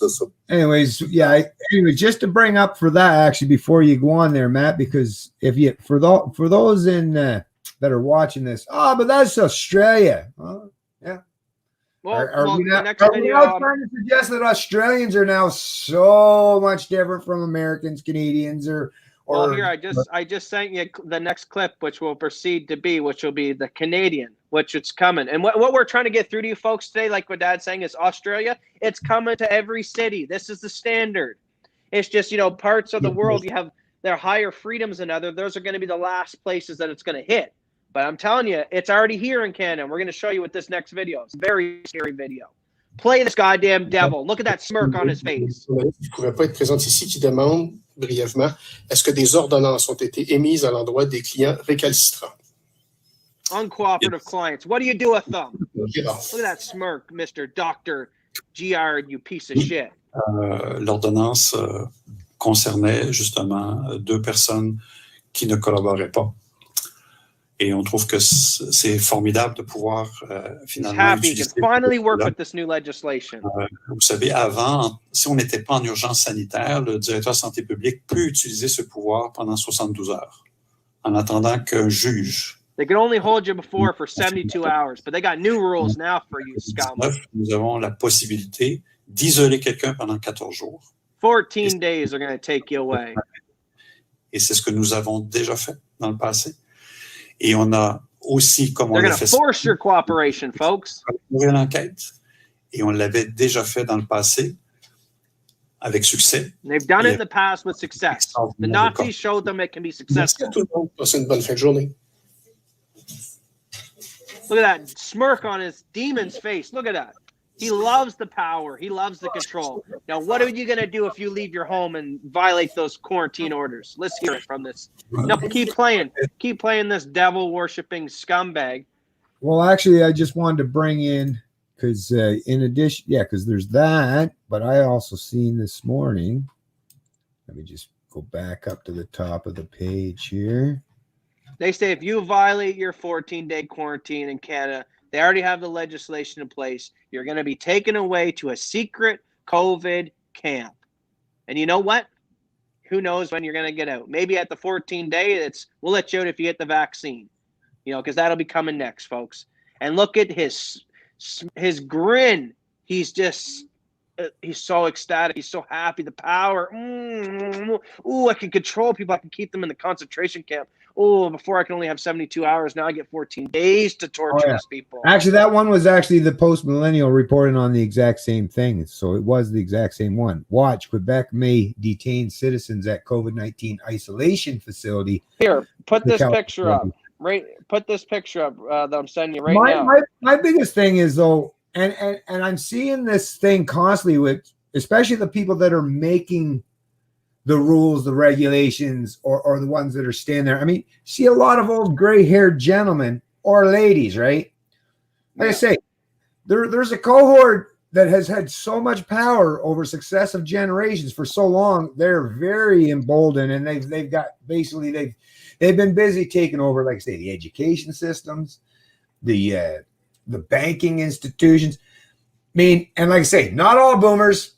Don't hate me for just pointing out or holding up the mirror to some of your counterparts. But yeah, this constant thinking that you're going to keep your successive generations under your thumb for all of eternity, like I said in past videos, we all come into this planet or on this earth helpless and in desperate and dire need of everyone around us to take care of us.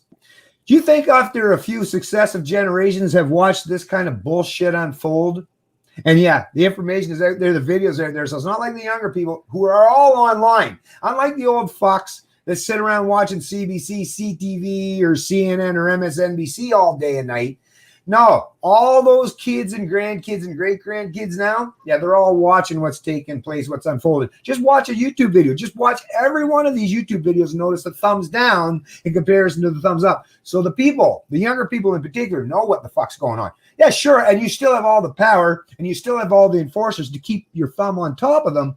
But like I say, at some point in time, you're all going to lose that power, and you're all going to become very vulnerable, and you're all going to be susceptible to some retaliation for what you have done, for what you have mandated, for what you have imposed on the successive generations, not just economically, but now these kind of social controls where you're destroying not just their economic prosperity and liberty, but their very ability to be free human beings in the social realm as well. And if these fucking people don't think that the day of reckoning is going to come, like I say, I don't know if these are these people that believe in this. I don't know. What do you got, a rocket ship and you're just getting ready to take off? Are you the one that's paying Elon Musk? Because you better, unless you think you're going to escape this planet, you're not going to be able to hide from the people that are going to be coming after you for all that you've done to them. So like I said, I don't have to do any threats. I don't have to say one goddamn word other than point out the reality. All I got to do to society these days is just keep holding up the mirror and showing them just how comfortable it's going to be. And wait till you see what's going to be looking back in that mirror in just a few years. And when enough people have been dealing with this shit, and like I say, they're fake or they're fearful, they're weak. But what you're doing to the young people now is you're actually creating that strength, that rigidity. You're actually making them stronger and bolder as you try to impress them. You're not beating them down. You're just causing them to become more emboldened to stand up against you. So it's all going to backfire at some point in time, which is why I say either the central planners start to recognize that you better fucking run for heaven. Take your fucking gold-plated pensions and you better go run and hide somewhere, because at some point in time, the day of reckoning is going to come. You don't have to listen to me. Like I say, I'm not going to be the one doing it. Like I say, I'm just looking to escape having to deal with any of this fucking bullshit as much as is humanly possible. And then the minute somebody encroaches on my own personal space, well, that's where I have that legal and principled authority and moral authority to defend myself. But like I say, the day of reckoning is coming for these people who are keeping imposing themselves on all these younger people. And the younger people are going at some point in time. They might not have the power now. They might not have the tools at their disposal right now. But to believe that they're never going to have that, well, once again, keep that dream alive. Keep that dream alive. What I want you to do now is put the picture I sent you of his face. Put him Picture? up. I'm going to talk. And while I'm talking, leave the picture up for like 30 seconds. And then go ahead and play his video again for us. But this time just mute it. I'm going to talk over it. Okay, So people can see the video in its full integrity. But yeah, I just sent it to you. The last thing I sent you. Okay, I see it there. And then after the picture for like 20, 30 seconds, go ahead and play his video again. But I just want people to see the face. Put this man's face up. Let me see it. Right here. Look at this. Look at that smug grin. Well, he talks about how he's going to take you away for 14 days and put you in a concentration camp. Look at the face, though. What is this like? What do you think you're doing, doctor? You trying to start a civil war? Like my father said, we don't need to say anything, buddy. You're the one who's out there masking people, choking out women, taking them away to secret concentration camps for 14 days. Buddy, you're the one who's going to end up starting something. You're the one who's out there poking the beehive. So let's go ahead and play the video again for folks who says, that's Australia. That's Australia. That couldn't happen here in Canada. Well, let's hear it from the doctor here in Canada. What's he going to do to you? Let's play this because you can never watch this enough. Il y a une journaliste qui pouvait pas être présente ici qui demande. Keep an eye. Make sure you watch that smug grin while he's telling you. He loves it. He loves the power. Uncooperative clients. Merci, Dr. Girard. He loves it. Look at that grin. L'ordonnance concernait justement 2 personnes qui ne collaboraient pas. They targeted 2 people. What? By tracking them through the COVID apps? Finalement, utiliser ce levier-là. Vous savez, avant, si on n'était pas en urgence sanitaire, le directeur de santé publique peut utiliser ce pouvoir pendant 72 heures. En attendant qu'un juge... mad. He could only use it for 72 hours. That wasn't enough. He wanted more power. En fait de la COVID-19, so he had to wait for a judge to give him 14 days. But not no more, folks. C'est ce que nous the new legislation, they don't need judges. C'est ce que nous avons déjà fait dans le passé. Et on a force you to cooperate. Fait ce matin, obliger une personne à collaborer à l'enquête. Et on l'avait déjà fait dans le passé. And they've done in the past with success. Il y a yes, une like we said. Extraordinaire des corps the Nazis, you know, they look back on history and they're learning how to get better at this shit. Look at that smug grin. Look at the grin. He loves it. He loves taking people's rights. Chez eux, ça se passe 14 jours, le séjour à la prison Est-ce que vous avez l'impression? Is it a prison? And he says, does it feel like a prison? Well, I don't know, buddy. Can I leave? If I can't leave, then yeah, it is a prison. I don't care how comfortable the prison is. And I guarantee where you're sitting in your boardroom isn't as comfortable as where you're keeping these uncooperative clients. Ça se passe finalement. It's happening. Finally, it is. Look, it's so much easier with the provisions when someone is not cooperating. It becomes more difficult. Then they got to use force against you. Are they under watch? Yes. Oh, yeah, they're watching you. They probably got a video camera in your cell. Where exactly are they located? Depends on the person. Someone like me, my father, we're going to be located at the ones that you're not even going to hear about. À un moment donné, la personne attached to it. était pas chez elle. So that's the end of that video. But I got one more. Let me send you this one right here. So this is a video. I'll send you. We can play this one. This is what's going to happen, buddy. This is the small step of escalation, the next step. And this is a very light step, this next video. But this is the next progression. And the next step after this video you're going to see, I don't think that doctor wants it. I don't know, but the way he's smirking about taking your rights and freedoms here in Canada, he loves it. Probably getting off to it. So here's a video of people that were going to be arrested again. And here's the solution, folks. If you want the solution to how to stop this, this video is a good representation.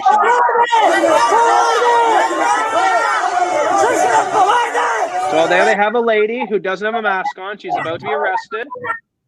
The crowd forms. The crowd starts to surround the police officers. The crowd obviously has the numbers. So instead of just chanting, they take the woman and they grab her back from the police. Oh, look! The police have no power! Look at the police, they're walking away! That's right. When you outnumber them and you defend your rights in the moment, the cowards come out for who they really are. Cowards. With any resistance, they tuck their tail and they run. All right, walk away. Go kidnap someone else. Not that lady, not today. God love these freedom-loving people.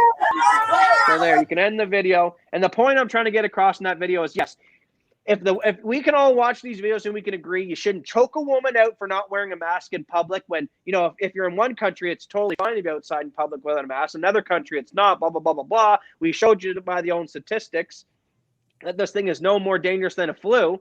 That's the solution, folks, because you know what? You can't get justice in the court systems. You can't get justice for voting in whoever you want. It's all controlled. The only way you're going to help your fellow people and your fellow citizens is by putting your neck out there and physically in the moment stopping tyranny from happening. Because you know what? You know, I learned, because I was bullied a little bit in high school, and I know that in that moment when the bully's punching you and he's bullying you, as much as in your head you go, please, Jesus, come help me, come save me, if you're religious folk. Or you know, or you could say, oh, please, someone say.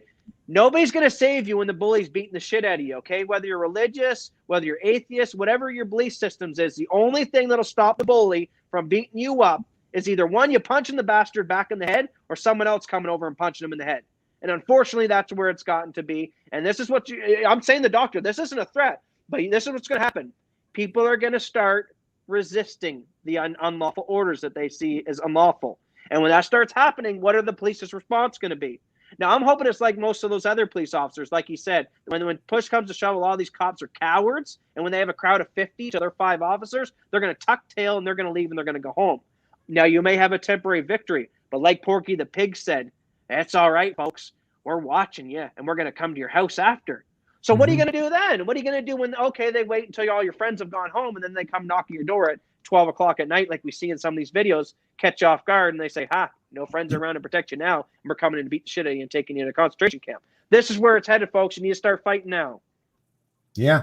No, it's absolutely imperative that people need to start defending not just themselves, but each other. We need to stop allowing the political and the media class to constantly fucking playing these games and of pitting us against each other based on gender or fucking racial lines, because that's the only thing that is how not only is the fear, but fear and division. That's how they were maintaining this structure of power. If you would just put down your petty differences, stop worrying about what the color of your neighbor is or how much money they've made, you know, stop all that bullshit. Like I say, and just recognize that you and your neighbor are both being oppressed by the state. So that's what it comes down to the day. Put aside your petty differences. So I also sent you two while you're talking, you can pull them up. These are the actual CDC statistics, basically broken down for everyone about in Canada and stuff. So people now that we watched all the people getting choked out, getting beat up, and the powers saying, we need to take more rights. Now let's look at the justification for all of what we just watched. So my father will pull up now. So pull up the flu one, then where it's the COVID-19 next to the flu. Just going with whatever it's opening here. So we got the COVID-19. So here you go, folks. There you go. Yeah. You can explain it, Dad. Go ahead. Well, no, it's just that because I did a whole stream about this one actually, and I covered this particular because it comes from the Canada, like the actual Canada website, and you can also use Statistics Canada as another means to get some of this information. But as you can see, if you look at it, it worked out to be if you're under deaths by age group, flu 2018. Look at this. Like you're looking at numbers that are very similar, or actually even higher under flu. But if you look at the deaths, right, compared to COVID-19, it's just the same as anything. As you get older, you know, and you get to that point where you're 80 years and older, as you see here, 79, that's where the bulk. And of course it is, because you're in a very vulnerable situation, right? That's when you're having the most difficult times for your body to keep on top of fighting off some of these things. And it's the same thing whether you're talking about pneumonia. Pneumonia, even when I was a kid, I didn't understand the medical field very much. But even as a kid, I understood, for old people or infants, even things such as pneumonia can be quite detrimental. Now, even for full-grown adults, sometimes pneumonia can be quite difficult if you have comorbidities and such. But yes, even the common flu can contribute to death, and it happens every year. So this constant pumping up the narrative that COVID-19 is such a detrimental threat in comparison to contrast to, let's say, the flu or the cold. Well, it's just not bearing out. Like I say, and the first case in Canada was reported and confirmed on January 27th. We are now into what? The middle of August or the middle of September? It's only going to be a few more months and we'll have an entire year put in. There's only been 9,000 and so odd deaths in Canada. Just as another perfect example I used the other day as another method to show people just how minimal the death rate truly is for the population of 37 million in Canada is I showed every year for the last, I don't know how many years, you're averaging roughly 45,000 people in Canada who die just from cigarette smoke alone, just from smoking cigarettes. So if 5 times or 4 times more people die just from smoking cigarettes, and there's never been any pretense that we better make sure smoking ends. We have to, first of all, there would be the government thinks, think about how government functions. They think that if there's something that people are doing that's wrong, well, you just create an act, a rule, or some form of legislation or a law and tell the people you're not allowed to do that. And somehow that's supposed to prevent it from happening, right? Well, if that's the case, well, then preventing those 45,000 deaths per year from smoking, well, rather than continually increasing to the price where they're costing like $20 a pack nowadays for a name brand cigarette, that's actually causing more economic harm to the people that you're supposedly concerned about. So they're not only having social harm, health harms, but economic harms. Well, if you want to get rid of them, well, like I say, government loves using that big hammer. Well, just prevent people from smoking. Make a law to stop smoking. Because if that's the pretense, what government uses, and that's how you prevent bad things from happening, is you just, create a political edict, mandate, or act of legislation that will prevent people from doing it. Well, we could apparently prevent 45,000 deaths per year by banning cigarettes. Although, once again, most human beings that you would talk to would say, well, that ain't going to work. Well, neither is trying to cause this much harm to men, women, and children, forcing them to put on masks, forcing them to take vaccines, preventing them from having jobs. Yeah, you're not going to prevent COVID from spreading. So, and once again, we're seeing that COVID, the numbers are much, much lower than even something like cigarettes. Even traffic accidents. People have traffic accidents. There's thousands of people that die every year from traffic accidents. Are we going to stop? Are we going to start tearing up the roads? Are we going to end transportation entirely? Right? Nope. Matter of fact, plane travel is really, really actually safe. But unfortunately, entire plane loads, usually the entire crew and everyone on board, when there's an accident and you're flying at 30, 40,000 feet and you're coming crash to the ground, everybody dies. Are we going to stop that from happening by preventing air travel? Once again, as a human being, we all live under risk. That's what it is to live on a big blue globe that's flying through space at 1,000 miles an hour with all kinds of potential threats out there. The only thing that we've ever had at our disposal, there's always going to be threats, but the only thing that we truly have at our disposal at the end of the day to protect ourselves from any threat are our freedoms and our liberties to do what we can to do so, to protect ourselves.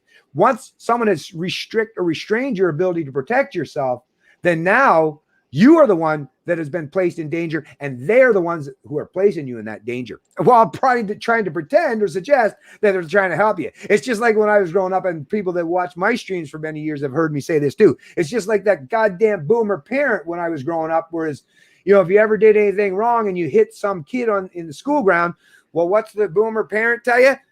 Don't ever hit someone. That's wrong. You never use violence to fix any problems you have in life. Well, think about the message that they fucking sent. That's the message I was told my whole life is you never use violence as a means to an end. You should never steal from your neighbor. But everyone that was telling me that were using violence as a means to an end and stealing not from just one of their neighbors, but many thousands of their neighbors. So once again, the hypocrisy, and the boomers have lived this for so long in their life that, and even when they're seeing that the house of cards, even when they're seeing that's all falling down around them, and like I say, not all boomers, but they're still doubling down on that same kind of insanity, that if they just use the stick, they don't even give a fuck about the carrot anymore. If they just keep using that stick, if they just beat you hard enough, that somehow you will eventually become a better person, and all of a sudden we'll have that greater good, that utopian world that we've all been waiting for, right? And if you're fucking stupid or foolish enough to believe that nonsense, then yeah, you're a fearful individual. I don't want to be anywhere near you. I don't, or a very compliant and conformist individual. And yeah, I don't want you having any influence over any minds, especially the young people in this Canada or in this country, which is why I step up every day, step outside of my own comfort zone and fight this shit tooth and nail, because I realize that it's the young people. It's you young people today, and hopefully a few of the young people that will start to watch videos like mine or other people. I don't care where they're getting this information, as long as they're getting the information so they realize, don't fall for this nonsense. You have to be willing. And I know it's uncomfortable. I know it's not going to be fun, but if you don't show a willingness to stand up and defend not just yourself, but other people like these people, you know, when you see a cop treating someone in such a way, and you see that there is an actual victim there, and it is the person that's being claimed to be the perpetrator of some crime, then it's, once again, don't rely on the person in some position of authority to tell you who's doing right from wrong. Rely on your own eyes and ears and your own sense of morality to figure out who's doing right and who's doing wrong, and react accordingly. While I'm talking, if you could bring up the second one that I sent you, the other statistics. But like, as I'll say to people need to realize that, you know, it's words. Words are powerful. So what these people will do is, as you'll see, this is how the statistics should have been represented, but they'll focus on the cases. They won't ever focus on the death rates. They'll focus on projections. They won't focus on facts and realities. So as you can see by this own chart, basically breaks down how they should have explained it. And it says, you know, age group. So from 0 to 19, your chance of dying from COVID, 0.00073 or 78. I mean, let's even go up to 40 to 49, 0.03. So we're still not even at a percentage point. So you don't even get to a percentage point until 60 to 69. There's 1.2%. And if you go all the way up to 80 plus years old, then it gets up to about 5%. And I would argue that in a country where the average life expectancy is about 75, 80, or in the 80s anyway, that people are dying at 80. Well, Jesus, if you sneezed on them, they'd probably die anyway. You know, so it's not even just the COVID. It's just any flu or any kind of thing to attack the immune system at all. So at that point, like I said, you could blow on someone at that age with those kind of morbidities, and will die. So when you look at the statistics, it's laughable. It's jokeable. What they're trying to pull off here, and as a way to keep everyone locked down. But we go back to Madam Albright, folks. 500,000 Iraqi children, it was worth it. So me and my father, why we get so upset, it's like, you know, you got the government coming out here saying, well, we need to protect people. These 10,000 Canadians that died this year from COVID, it's a tragedy, and we need to take everyone's rights away. You're being selfish for going out with a mask. We need to protect people. And in the same breath, turn their eye to, 50,000 deaths from smoking. A whole bunch of people die every year from starvation. So, you know, it's like you got someone next door. You got a bunch of people just dying of starvation, and you're running over to save the guy who just died from a shark attack. So it's like, maybe we should address where the real issues are. But no, the government wants to focus on the one shark attack and ignore the neighbor who's got swaths of bodies piling up. So in the same breath, these government officials could say, those 500,000 Iraqi children, well, it was worth all them dying for the regime change in the Middle East, because we needed to do that. But if 5,000 Iraqi children die from COVID, that's unacceptable. If millions of people die this year from starvation, that's okay. But it's not okay if a couple thousand of those people die from, COVID. So it's clearly a control mechanism, because as we just shown you and just told you, government doesn't care about the lives. They don't go, or if they did, then they'd fix the major hole in the ship instead of worrying about the little tiny pinhole. And that's just what they're doing. They're like, look at the little pinhole over here. We gotta stuff that. They got a big hole leaking in the hull over here called global starvation as a result of the global economy lockdown. And they we don't see that. All about control, folks. It's ridiculous. Okay, I just wanted to cover a couple things here real quick. I'm just going to read it here rather than putting it all up on the screen here, because I have My ad blocker is not letting it load properly, I guess, but I still can read the actual text. This is on the Financial Post, and Terence Corcoran, he's actually a great contributor. I think he kind of leans a little bit towards libertarian, which they're far and few between in Canada that actually contributes to an established media outlet. But anyways, this headline is Terence Corcoran: perpetual COVIDism brings more spending, more interventions, and more government control. 6 months into the official pandemic, and we seem to be gearing up for a permanent war. This was uploaded on September 9th, 2020. The impact of the great lockdown on jobs, corporations, small businesses, incomes, growth, health, government spending, and monetary expansion is massive. The impact of the great lockdown on jobs, growth, it goes saying the same thing, is, photo by, they just repeated the damn thing. Okay. 6 months ago this Friday, Tedros Adhanom, or whatever that guy, the Director General of the World Health Organization, declared COVID-19 a global pandemic. On that day, March 11th, the number of cases across 114 countries had reached 118,000, and the number of deaths stood at 4,291. The announcement triggered the Great Lockdown, the greatest deliberate destruction of economic activity in human history, and the largest peacetime expansion of government spending and monetary intervention. So outside of war, no time in history has this kind of thing ever taken place, either socially or economically. Keep that in mind, folks. The anniversary of the WHO declaration should serve as an opportunity to objectively review the economic and policy battles the world has waged against the COVID-19 pandemic. Yet no such review appears to be underway, nationally or internationally, right? Wonder why. So we got, was the lockdown successful in curbing the spread of the virus? How serious is the risk of death? Are the multi-trillion-dollar costs in economic growth and government spending justifiable? Nobody's counting. Meantime, pockets of pandemic resistance are popping up. On the beaches of Toronto, in shopping malls in Alberta, and on the streets of Berlin, and among millions of Americans. Two aspects of the pandemic, the path of the virus through the population and the incalculable impact of the lockdown on the economy, offer plenty of reasons to question whether Canadian and world leaders know what they are doing. I mean, or you could just pay attention to their history, and that will tell you alone if they know what they're doing. As an exception is the moderate concession last week by German Health Minister Jens Spahn, who said that shutting down German retailing in the wake of the pandemic declaration was a mistake. Today, we can make better decisions between protection and everyday life because we know more, because we have more experience, he said. No such admissions have come from Canadian politicians or health officials, as the daily release of case data keeps the media humming in anticipation. The statistics, however, raise more questions than answers about the viciousness of the coronavirus. More than 5.8 million Canadians have been tested. The total number of cases stood at 132,000 on Monday, or about 0.3% of the population. Most of the cases, about 117,000, have safely recovered, and only 6,500 were active. Of the 9,146 deaths since the pandemic started, almost all occurred during the early stages among elderly people, most in nursing facilities.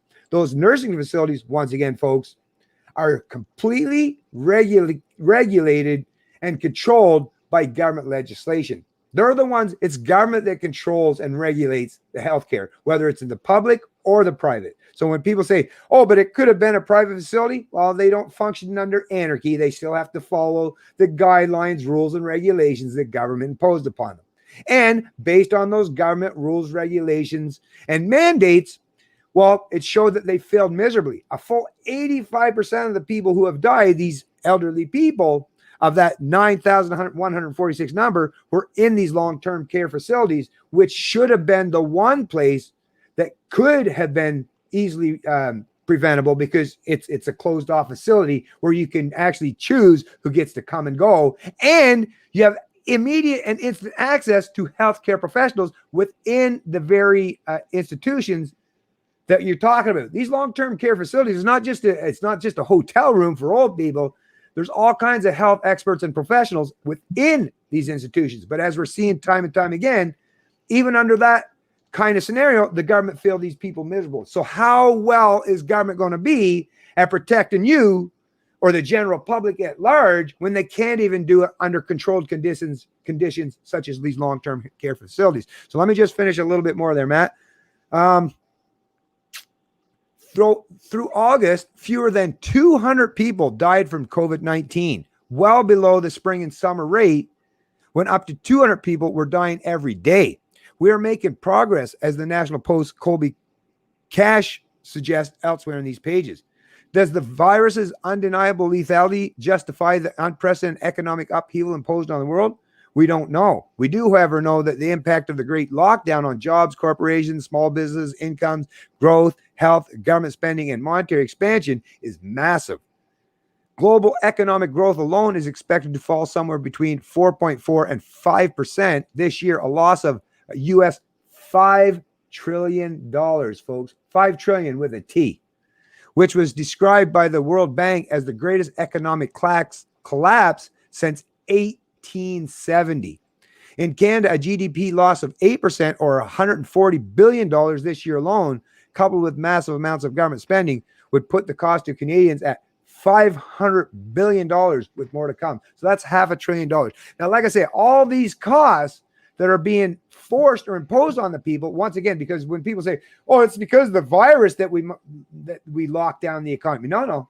Virus has no political control, nor does it speak from a pulpit, right? No, those are politicians. Those are part of the ruling class that are imposing these kind of hardships on millions and ultimately billions of people around the world. How many people? What are the unintended or intended consequences, or the follow, or the unknowns that are going to play out as we're seeing time and time today? Just the kids alone, the psychological and the mental distress and harm that it's causing for people that are now having to muzzle up. I mean, think about what that's doing to young children that aren't quite fully developed to understand what all this means.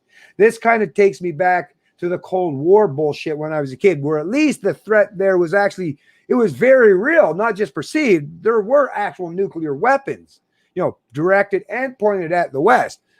But this COVID, even though it's real, it's shown to be, it's not a big giant nuclear warhead. It's not an ICBM.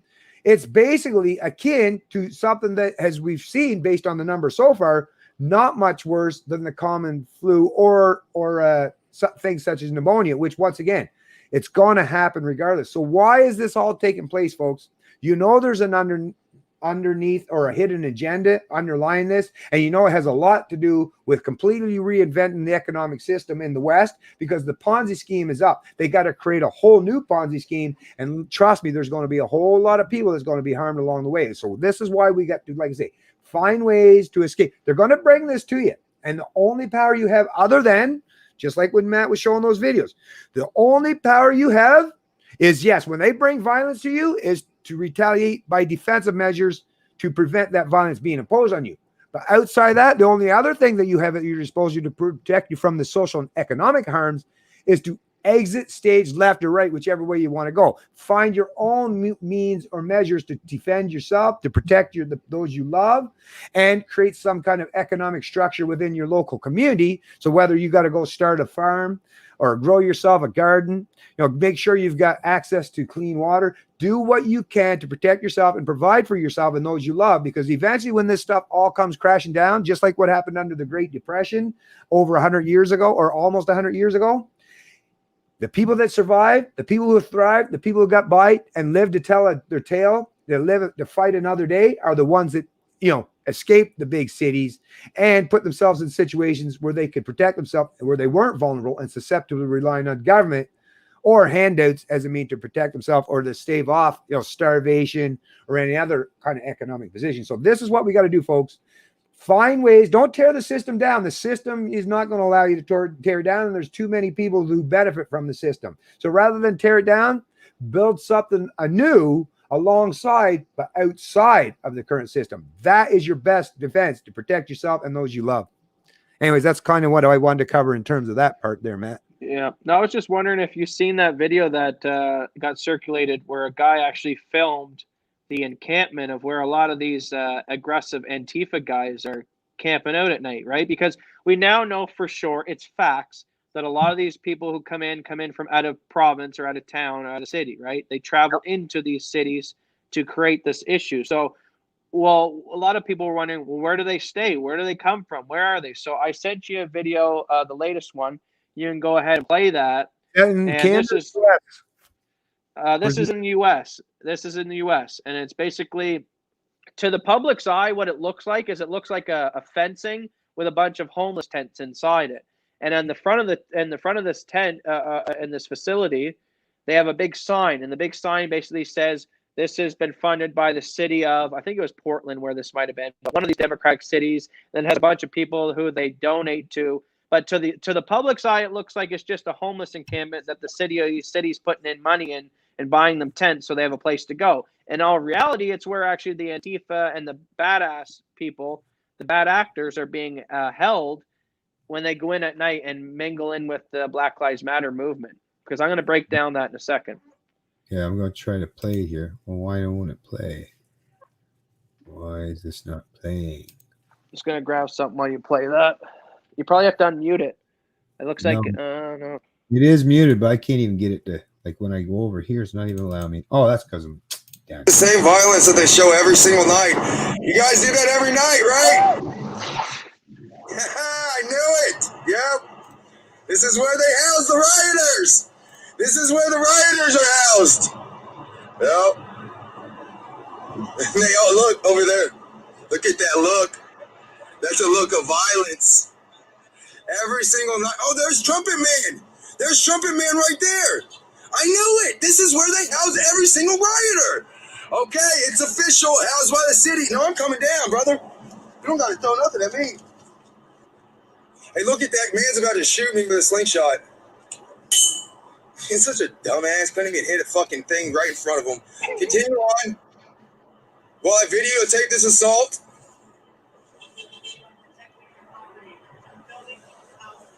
No, this is where anarchists live, simpleton. There are no rules in life, simpleton.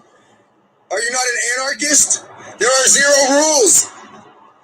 I am do as thou wilt is the only rule. Do as thou wilt, correct? They're just so hypocritical. They've had so much given to them off the blood, sweat, and tears of individuals. So yeah, what I want to explain to people is understanding how protest movements work. So I've went to, over the stretch of my activism, I've went to quite a few of these protests. I don't as much anymore because they've become literally too violent, and I get literally picked out as being a Trump supporter or being someone who loves freedom, and I'll get attacked for that. But when I went to these, I understand that it's an interesting group of people. So what I want to explain to people is when you get these BLM, Antifa, big mass riots that happen in Portland, you got a mixture of different subsection of groups. So you have literally the group of literally the BML peaceful protesters that are just there to protest with genuine concerns. Then you got the people who are homeless, who literally, they don't got nothing better to do. Unfortunately, they're homeless. And this is kind of like entertainment, or a way that they can also go intermingle and kind of have a way to go and talk to people. So you get those people who get mixed up in these protest groups. And then you get what we just seen in the video, which is the paid people or the agitators, whether they're working on George Soros's fund, whether they're working just by simply the city's paying to house them down there, because we now learn that a lot of them are staying in hotels, or as you can see, they obviously who paid for all those nice new tents down there. So what I'm getting at is you have peaceful people mixed with homeless people, mixed with agitators who are paid, mixed with opportunists. And this mixture of all these people make up that massive wave that you see walking down the street. And what happens is if you get about 5,000 people, all it takes is a couple to throw that first rock, whether that person was paid to throw that rock. And then people get in like this high mentality where they follow a lot of what they just witnessed. So maybe all those people in that protest wouldn't have got aggressive or wouldn't have done as much damage in downtown Portland as they would have, but they had these subsection groups to fan the flames and to create the chaos. And now what we're coming out and finding, and even Rand Paul, who got attacked when he was walking through the street, and they're starting to investigate, is where's the money coming from? Who's funding these people? Who's bussing them around? Who's putting them up in hotels? And if finally Congress and finally people in the government are starting to ask the question, Meanwhile, me and my father and people who are tuned into politics, we understand. We know who's funding it. It's friggin', the Democrats and the Democrat cities and stuff. They're letting it go, right? There's a reason why if you're a Trump supporter and you beat up Antifa, pretty much life in jail like some of these Proud Boys got, but yet Antifa guys getting beat the crap out of people and then literally get let out of jail that night. So this is what's happening, folks. They're opening the jail cells. They're letting the criminals go out on the street. They're giving them day passes, basically. And they say to them, listen, we'll go light on your sentences. We'll give you the day passes. We'll let you out of jail. And because we're doing that, you got to do something for us, which is go out and create and stir anarchy in the streets as a way to stifle the election. And this is what this all is about, right? The COVID thing was beautiful. Whether it was come out of a lab strategically, whether it was by mistake, any investigator looks at things and obviously asks the question is, who's got a motive here? Who stands to benefit? So look at COVID. It happened just before the election. And because of COVID, all the courts are shut down. So now Trump and a lot of these people can't start investigating the investigators and arresting the corrupt people who did all this. So that's obviously worked out very well for them. Media now is just COVID, rather than talking about real actual issues. They got to violate all of our rights under the guise of medical tyranny. I mean, China then, who's in second place and who wants to be the number one superpower in the world, just basically took a notch up on the United States while their economy shut down. China's still open. So it reeks to me like it was planned. That's why the whole pandemic went viral. We're not saying, I can't sit here because I'm not a medical professional and say scientists made that virus. I don't know. I can speculate that it happened. It's kind of weird that it also came out of the epicenter, which was the level 4 Wuhan lab. So, I mean, Jesus, if you got a chemical, if I got a chemical leak in my backyard right now, and I go out there and I see a gas can laying over, I'm going to be like, well, Jesus, that's probably the culprit, right? So the level 4 Wuhan lab is in Wuhan. That's where they conduct experiments on deadly viruses. Something happens, a virus goes viral in that area. So obviously I'm going to look to the lab first as the first person who it probably came from. But once again, it's the same thing with 9/11. It's the same thing with whether the towers actually went into the building or the planes went in the towers that day. It doesn't matter. Stop fixating on the weeds like I do and just fixate on, wow, this thing was no more dangerous than a flu. And the government now shut the entire country off, entire globe off. Millions and millions of people will die from starvation of that. And they knew this. These are some sick people. Well, I just wanted to cover something here. So we heard about the Quebec thing, and actually I'm gonna bring so that's the Gatineau one, and then bring this one up, Bonnie Henry. So I can't bring them both up at once, so maybe I'll just do one at a time. Yeah, let's do this real quick. So don't starts with a D. There we go. So basically, this is in line with what we were showing the couple videos earlier, or that video with that guy in Quebec. So this is talking about the same thing. Anyways, so this is CBC News coming out of Ottawa. Don't call 911 to report mass violations.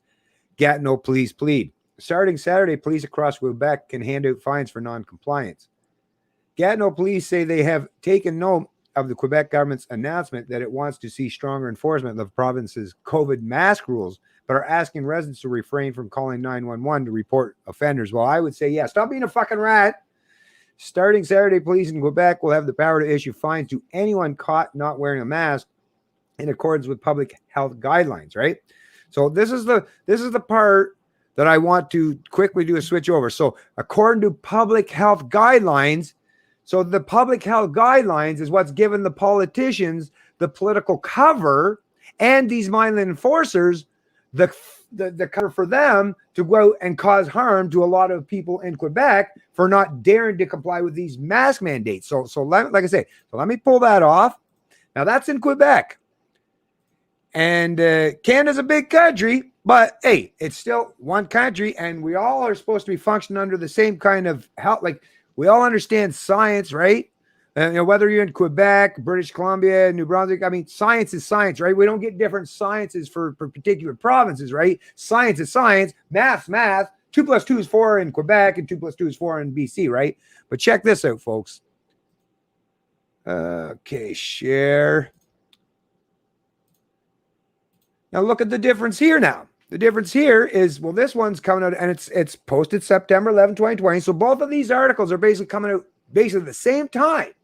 One's just showing one particular jurisdiction and laying political cover for that. And this one, as you'll find out, tells a whole different story. Months into the pandemic, with more to come. And this Dr. Bonnie Henry, I've heard touted as very astute, very knowledgeable, and one of these health experts that we're supposed to trust because she's been showing and backed on not just what she's been saying, but the evidence has kind of aligned with what she's been saying and has backed her up because the people still trust her.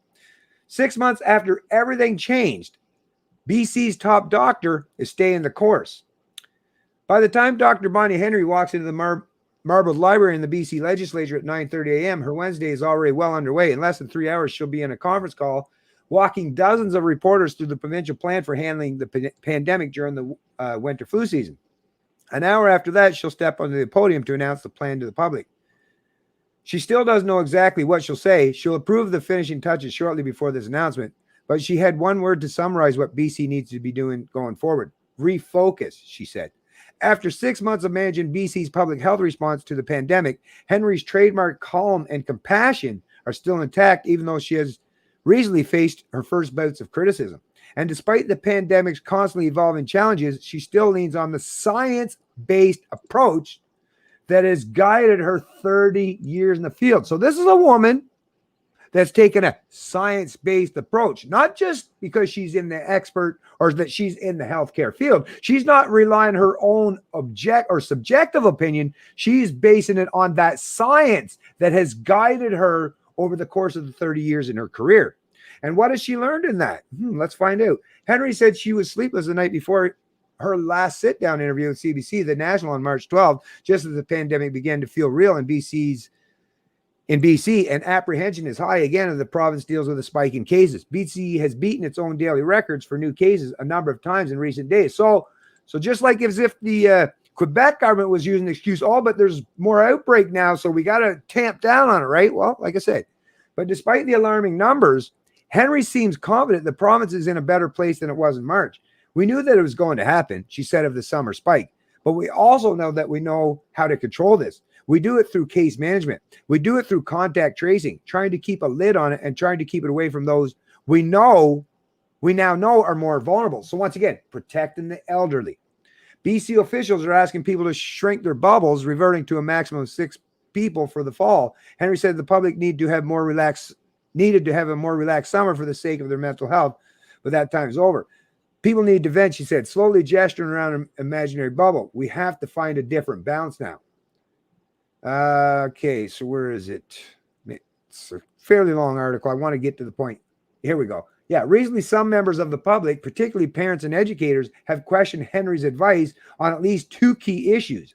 The decision to send kids back to school and not requiring face coverings to be worn in all indoor public places.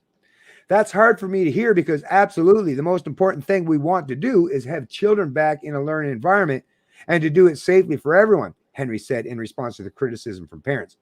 This time of year going back to school has always been a challenge. It just is compounded by the pandemic. We can manage it. We've been learning from other places around the world that have done it successfully. We'll do it successfully here too. But once again, Henry has said keeping kids out of school any longer than necessary is harmful to their physical health, mental health, and development. This virus is going to be with us for some time, so we need to learn how to live with it in a way that's sustainable for months, maybe years, she said. As for masks, Henry said she won't enact a sweeping requirement despite the pressure. I've been a supporter of wearing masks at the right time in the right place, she said, referring to those who asked why she won't follow the science on masks. They are not the first line defense, she said. So anyways, as you're seeing here, this Bonnie Henry that's been touted as another one of these healthcare experts in her field and has 30 years of history to back her up. And she's saying that she's going by the science. But yet, then how does that square? How does that work out when in Quebec, they're saying that they're forcing these mask mandates and even on people that are outdoors, not just indoor, but even in outdoor places and causing fines and causing a lot of economic harm. But yet here, this Bonnie Henry, this a person with 30 years of experience that's taken a science-based approach, saying, no, I'm not mandating masks on there because no, I recognize that would be a fool's errand, and it's actually not going to be helpful or beneficial in any way, to be honest with you. So think about that.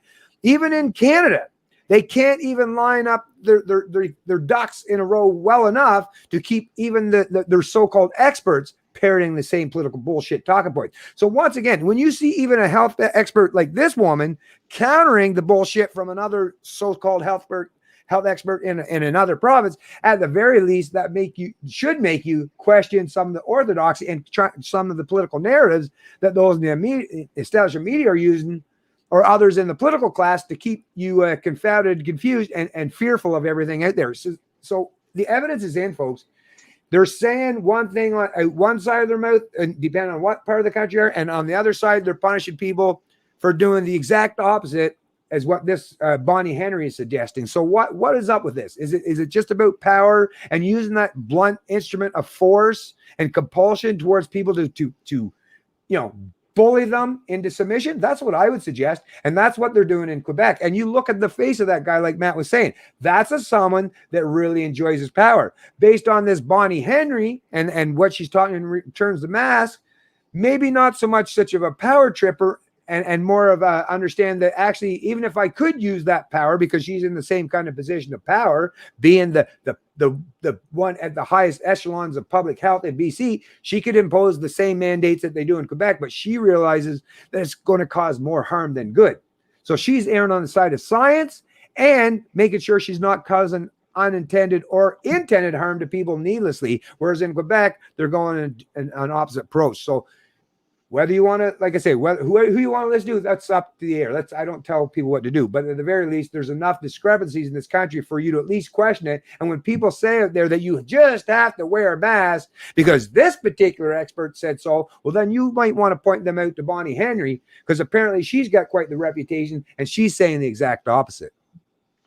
Yeah, and I truly believe like a major point to COVID, I think, is election meddling, because obviously, like I said, the courts are shut down and all the other repercussions of it. You get to crash the economy. China gets to move up into potentially first place superpower. But also, there's the aspect of looking back on 2016, Trump was never supposed to win that. That was supposed to be Hillary. The deep state wanted Hillary to win in.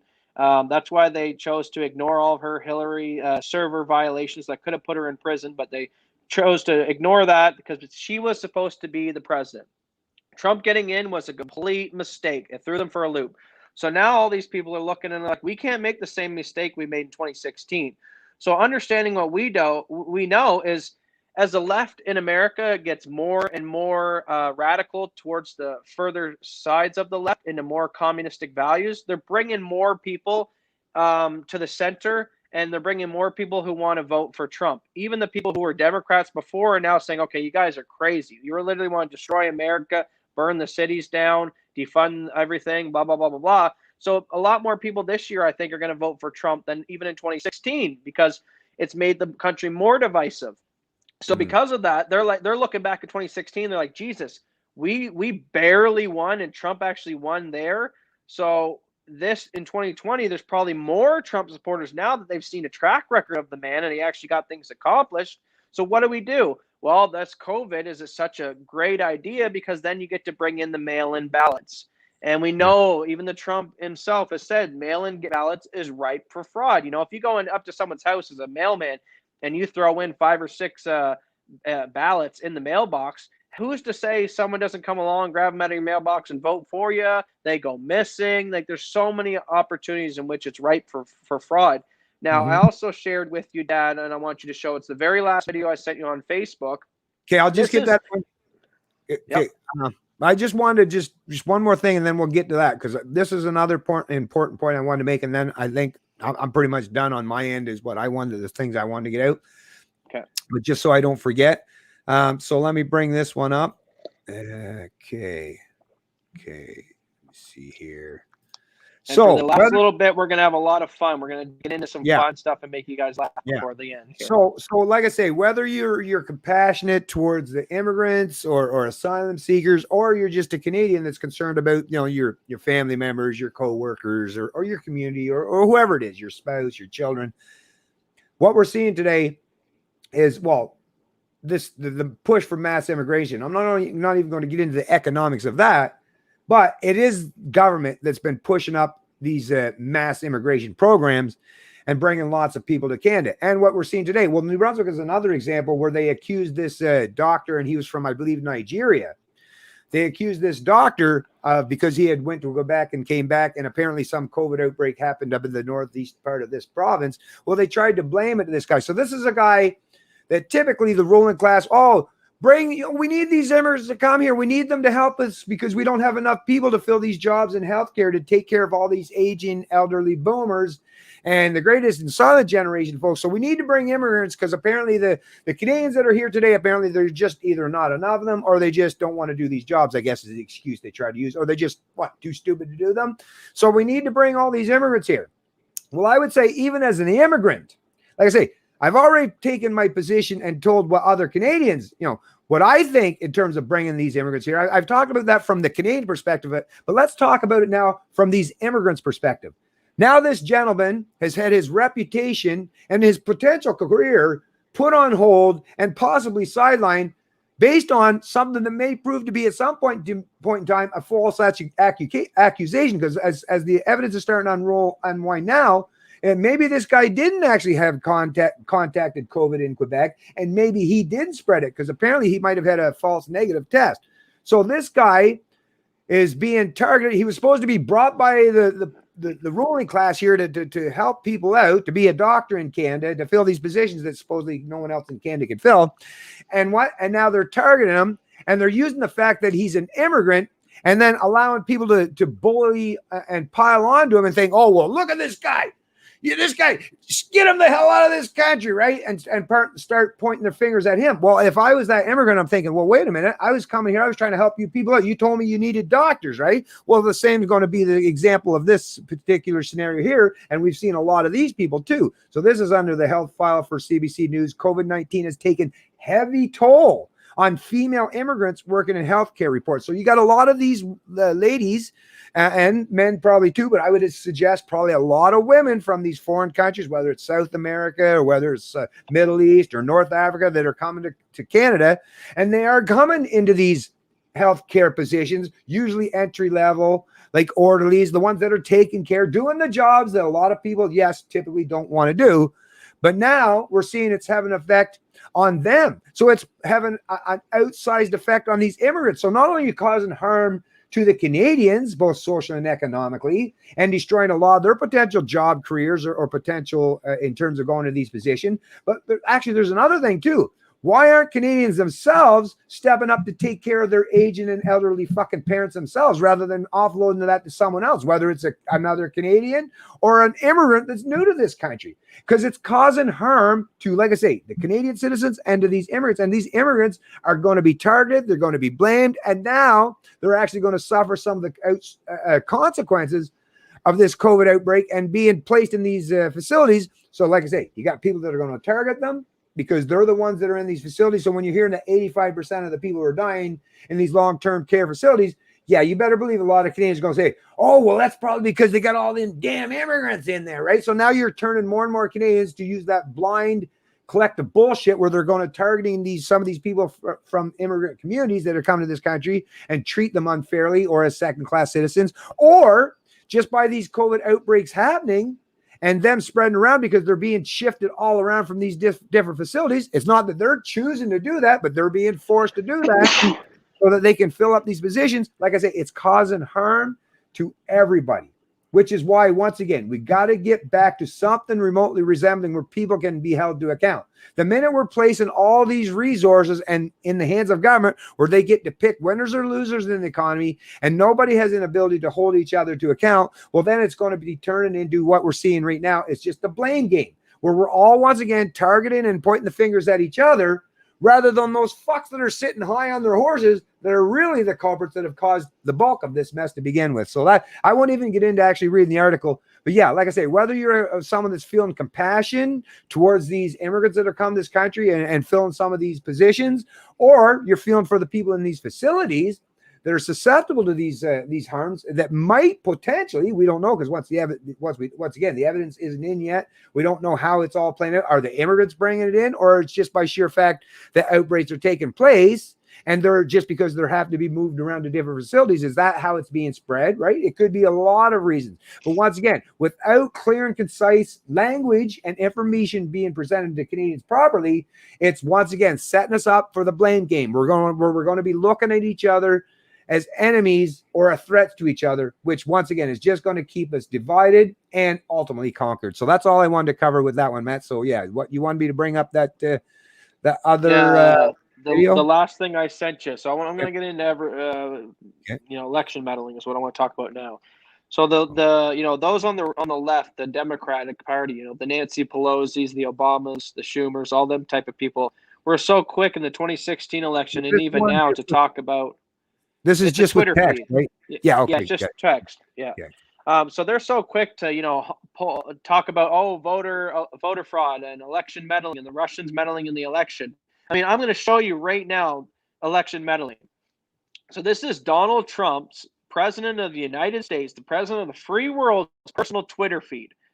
And what do we see here? I'm going to read it for you because it's probably too small, but based on the massive number of unsolicited and solicited ballots that will be sent out to potential voters for the upcoming 2020 election, and in order to make sure you have your vote counted, and it is counted, sign and mail in your ballot as early as possible on election day or early voting. So the first post, so Trump he posts multiple tweets to explain himself, so that's just one of 3 tweets. But as you can see, Twitter left the first one up because if you read the first tweet, you basically gather from it that Trump is saying, make sure to get in your votes in early, mail-in votes in early, sign it, blah, blah, blah. Twitter was like, okay, cool, because they're pro mail-in voting. Like I said, this is going to be a huge area that they're going to push as a way to fraud it up and try to get Biden to win when in actuality he didn't win. So if you want to play the video, I go ahead and I basically I show you the second and third tweet. So if you want to play it here, not over, just play the video. It's a video.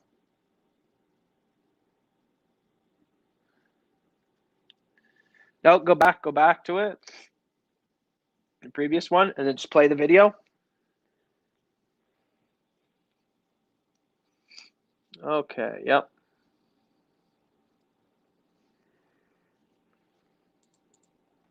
I'll play it on my screen too so I can follow here. Okay, so there we go. I'm scrolling through the Twitter feed. And as you can see, here's what they chose to hide. You can pause it there if you want, and I'll read it for people. So this is what Twitter censors, okay? So they allow the first tweet, the second tweet, the continuation of the first tweet. This has been censored. You have to literally click on it to be able to see what the leader of the free world, the president of the United States, is censored. If that in itself is not voter and election meddling, I don't know what is. And also the hypocrisy of these tech companies. The only reason Twitter and Facebook and all these social media platforms exist is through capitalism, is through freedom, is through the principles that allowed America to be great. You're right. So here you got this Twitter, this Jack Dorsey, who lives under these beautiful values and freedoms that we enjoy in America, and he censors the goddamn president of the United States. And it's like, can you imagine if Twitter was, let's say, Jack Dorsey had his base in China or North Korea or some of these other tyrannical countries? And imagine if Jack Dorsey then censored Xi Jinping, the China's leader. In his country, he would be if he censored Xi Jinping would have him locked up. They'd have him sent to a concentration camp and potentially killed for meddling in the communist election in his own country. But here we sit up on a high throne. We respect people's rights and freedoms here in America. And Jack Dorsey sits there on his high horse and enjoys and has a company that is only able to exist because of the freedoms given to him by America. And then he uses those freedoms to promote communism, to censor the leader of the free country. Meanwhile, the stuff that Jack Dorsey is calling for would lead him to a world where it would look more like China, in which he wouldn't even exist. So that's what makes me so sick of these tech companies, the Zuckerbergs, the Jack Dorseys and all that. They're so quick to censor Trump and so quick to bring in all these community standards and censoring hate speech and all this kind of stuff. and it creates a more authoritarian government, a government that looks more like China and less like America. And the world that they're creating is a world that in their companies wouldn't even exist. And if they did what they did, like I said, if this was Trump in America and Twitter censors him, it's okay because it's America, it's freedom. If Jack Dorsey was in Twitter in China and he censored Xi Jinping, he'd be taken to a concentration camp and killed. The high horse that Jack Dorsey sits on. So let's continue. I'm going to read it here. Go to the polling place to see whether or not your mail-in vote has been tabulated, counted. If it has, you will not be able to vote and the mail-in system work properly. If it has not been counted, vote, which citizens have the right to do. So Trump is basically saying, send in your mail-in ballots. That's fine.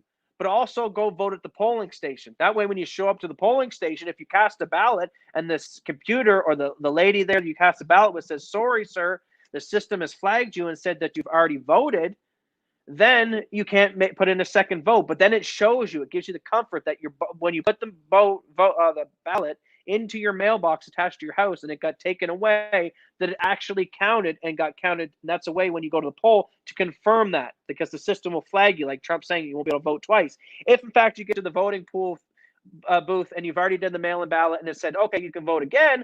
Now this sends up red flags. This says either one things, that means you're able to vote twice, which we'll get to that in a second because the left already went crazy and CNN already went crazy with Trump about that.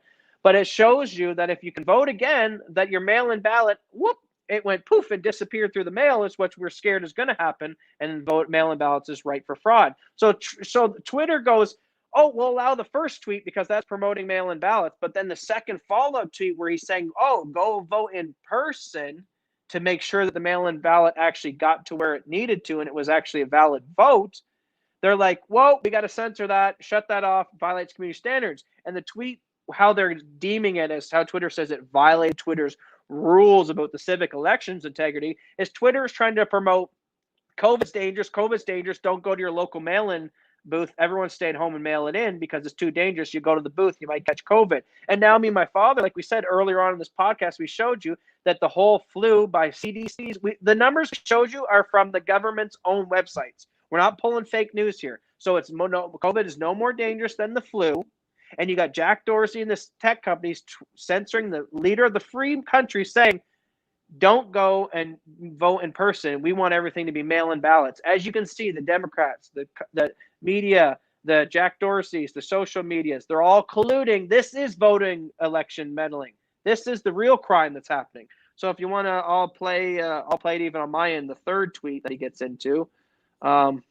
We just skip through. And then the third one is after you vote, which you should not, that ballot will not be used and counted in that vote because you've already cast and it's been talliated. You are now assured that your precious vote has been counted. So he's just making sure that Americans actually get their vote counted. And that, Twitter's like, you're not allowed to talk about that, Trump. You're not allowed to talk about that. We can't have people going out to the booths in a pandemic. This is so crazy, folks. They're literally doing election meddling. Russians are having a wet dream. They wish they had the power that Jack Dorsey had to meddle in the United States election. Russia wishes that they could censor the leader of the free world. So in the same breath, Nancy Pelosi gets up to Russia meddle election. We got to be careful. Trump's trying to stifle the election. Here you can actually see physical proof of them on the other side meddling in the election. All right, let me just knock this one off then. Okay. Close that. Back here. All right. Yeah, there I switched this around. Okay, right. So there was one other thing I guess I'll bring up real quick here. Another CBC radio thing on As It Happens, just to show people like some of the things, like I say, there's lots of costs that weren't being counted, but are going to be. Like I say, the reality is going to unfold no matter what the media and the political class tries to suggest. But this is As It Happens program out of CBC Radio called New York Dentist Says Tooth Fractures Are on the Rise During the Pandemic. Dr. Tammy Chen says stress is causing people to clench their jaws and grind their teeth more than usual. So apparently there's been a huge spike in people chipping and cracking their teeth because of the kind of stress levels that are endured. And if you're stressed so much, and trust me, I don't know if you've ever noticed, but my teeth are I've gone through stressful times in my life, and I know all about the grinding of the teeth thing, and I know what it's like to go through those stressful times, and they're very, very difficult to deal with. But I'm gonna go obviously, take a leak while you talk. Okay, I'll be right back. go for it. But obviously, the teeth, you can get your teeth fixed, well, at least if you have the money to do so. But the biggest issue is not so much what it's doing to your teeth, but if there's that much stress that's taking place as a consequence of these lockdowns, just like with the yellow cake bullshit, the weapons of mass destruction, if it turns out, which I believe it will, that this was all done and the response and reaction was so out of touch with the actual reality and the actual threat from this COVID-19 outbreak, think of all that harm. And you can't go back after that. You might be able to get your teeth fixed, but you're not going to be able to unwind all that mental anguish, all that mental stress, right? You might be able to, even if you got more gray hair, you might be able to put some dye in your hair. But those are the superficial aspects that you, like I say, you might be able to paint over it, but you're not going to be able to paint over all those other things that are going to have effect on you because of that mental or that psychological harm that's being caused, and not just for a day or a week or a month, but now going on 7 months straight, and has the potential going on for much, much longer. So think about this, folks. Think about this once again. It's important to finally stand up and show and start talking to the people in your community, all those people out there that are the fucking, the ones that are trying to play the fear porn or the fear narrative or playing up with the political hacks or the media hacks. It's time for you to push back against them. Even if there's someone that you like and you're friendly with, well, if they're giving bad information or spreading bad information or spreading that kind of fear porn, well, it's up to you to step outside your comfort zone and say, hey, no. Now, don't try to scare all these people with your bullshit nonsense or the propaganda that you heard from the CBC. This is the true news. This is the facts. And like I say, you can find all this information out. It's readily online. I myself have covered it in multiple past streams. I'm going to continue to provide as much information as I possibly can going forward. And it's not just me. There's other people out there. You can use Google. You can use all kinds of search engines. You can find this information out there and use it against these people who are peddling this kind of fear porn. Because, yeah, it's not just your teeth. It's not just the color of your hair, and it's not just the fact that you're looking for more and more vices to escape that fucking harsh reality that keeps jamming away and destroying your economic or social outlook. Because that's the thing. If happiness and meaning in our life is going to have any role going forward, then we have to get to a place where we're all at least functioning from a healthy psychology, from a healthy mindset. And that's not going to take place under the current environment. So do what you can, like I say, to get yourself in the best social and economic positions that you can possibly be to protect yourself and those you love. And if you've done that and you have extra time, extra resources, help out as many other people as you can as well. Because once again, there are a lot of people out there who are in precarious situations, both socially and economically. And if you have the means to help them, then it's in your best interest to do that, because you're going to need people to stand in solidarity with you to fight that good fight. And if they're the people who are actually challenging the status quo, chances are they're like you or I, and actually the ones that are suffering the most currently, both socially and economically. So yeah, we got to start rallying around the ideas and supporting each other if we're going to have any chance to push back against the authoritarians. Because like I've said so many times before, they've got the media, they've got the education, like the institutions, they've got the halls of academia, they've got the legislative branch, they've got the judicial branch, they've got the bureaucracy, they've got the power of the purse, they've got the power of the central bank. They have a tremendous amount of control. But once again, we have quite a bit of power in our own hands if we can only reach out and grab it and use it to help each other out and to push back some of these people who are trying to impose themselves on us. Because if we don't, like I said, I don't want to wait till you don't wait till the last moment. You don't wait until the crashes happen before you cut the wheel. No, the time to cut the wheel is once you see that there's a crash that's headed towards you and there's an actual threat. You don't wait till the crash has already happened, folks. You got to start doing it now. Don't wait till it's too late. You back, Matt? Yeah, I'm back. Well, we'll segue off that because we had this talk on the phone a couple nights ago about how not waiting and about how so many people are so quick to say, we'll wait till the forced vaccines, or we're going to wait until, they come and take us to COVID facilities, or the government, what they're very good at doing, and what we didn't have back in the World War I and World War II, is Google has this thing called quantum computing. And they have AI. The same way when you say you're interested in buying dog food, and then all of a sudden your Facebook and everything on your computer starts promoting dog food to you. They use those same algorithms as a way as to use warfare and to game how the elections are going to go. So, you know, when they get to the point where they're coming to your door to take your guns, or they're going to take you away to force vaccine, or take you to the COVID camps, they've already run their algorithms. They already know that there's going to be a certain subject in the population at that point will resist. And this is why you've seen over the last 20 years, the police look from a regular community member cop to a full-blown SWAT member. Basically, you've seen the militarization of the police. You've also seen the weeding out of anyone who's got any kind of morals in the ranks now. They hire people who are just brain dead followers. You're wondering why that every single government agency you go into now, it's just a bunch of mindless sheep followers. You're like, where's all the good government employees? They've spent the last 20, 30 years purging all those guys out in anticipation for what's going to come. And it's like my father and me are saying, and as I said this to him on the phone, it's like me and my father we're in a field and we see the enemy over. He's like pulling out the catapults. He's, you know, stuffing his muskets. He's getting everything ready. He's putting the men into the military lines. And it's like, we're over here saying, hey, guys, they're preparing for war over there. And everyone's looking around and saying, oh, shut up. Put your muzzle on. Keep your head down. It's like, what do you mean?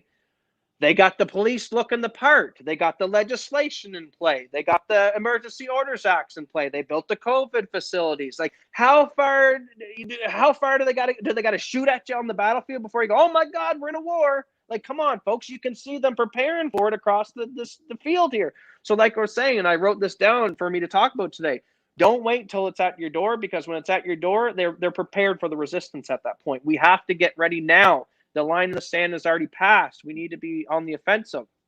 And now I'm going to get back to the censorship of Trump and why he's so important. And I also said this to my father. Why Trump is so important is, well, the world decays into communism. Well, America and freedom is attacked, and they want to convince us to be slaves and to be conditioned to the communist model across the globe. It's very hard to do that if the leader of the House, the president, is out speaking, hey, this stuff's wrong. We don't like socialism. We don't like communism. So having him there is kind of like a way to fight back against that, because it's very hard to censor or to shut down the main guy speaking for the whole country, which is the president. So that's why he's so crucial, and why this election is so crucial. And what I've noticed about Trump is Trump wasn't a politician. So many people will be quick to jump on Trump. Trump is not a politician. It's the first time he's ever actually had to deal with generals. I mean, the guys deal with when he's building buildings. He's got to figure out who's going to lay the flooring. He's going to figure out lawyers to do the real estate deals and so on. He's a great businessman, but that's different from running government, which he hasn't been he's never done in his life.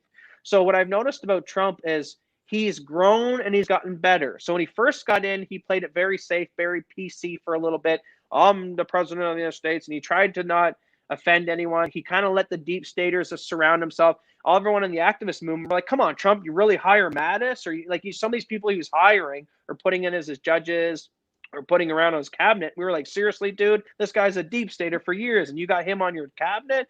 And then it took like 3-4 years into the presidency for him to realize that, oh, playing it safe with these guys doesn't matter. I'm in an all-out war, and they're trying to stab my back in the White House here, so I got to make sure I have the right people around me. So he adapted. He learned. The same thing with COVID. At first he did, like we all did. We all thought it was a very serious thing because, you don't know until the facts come in and roll out. So Trump changed his opinion on that as well. So what I see with Trump is he played it easy because it's the first 4 years. But what we know with any president is once they get reelected and they're in their final 4 years, it's no hold bars. That's when Obama, Bush, and everyone brought in the most archaic and tyrannical legislation was the last couple months before they leave office, because they know I'm going out. There's no point. So I think Trump, you're going to see the best of Trump will be in his second term, which is when you usually see the best of most presidents. Unfortunately, the best for the last history has been a tyrannical president. But I think we're finally going to see Trump come into what he truly is, a people person and working for the people in his final fourth term. And I'm going to get my father to play this right now. So I'm going to show you now Trump's own personal Twitter feed and why people will. Where was this? So it's the very last video that I sent you again. And this is from Trump's personal Facebook, or from Trump's personal Twitter feed. It's a video of Joe Rogan. So here's Trump tweeting Joe Rogan podcast.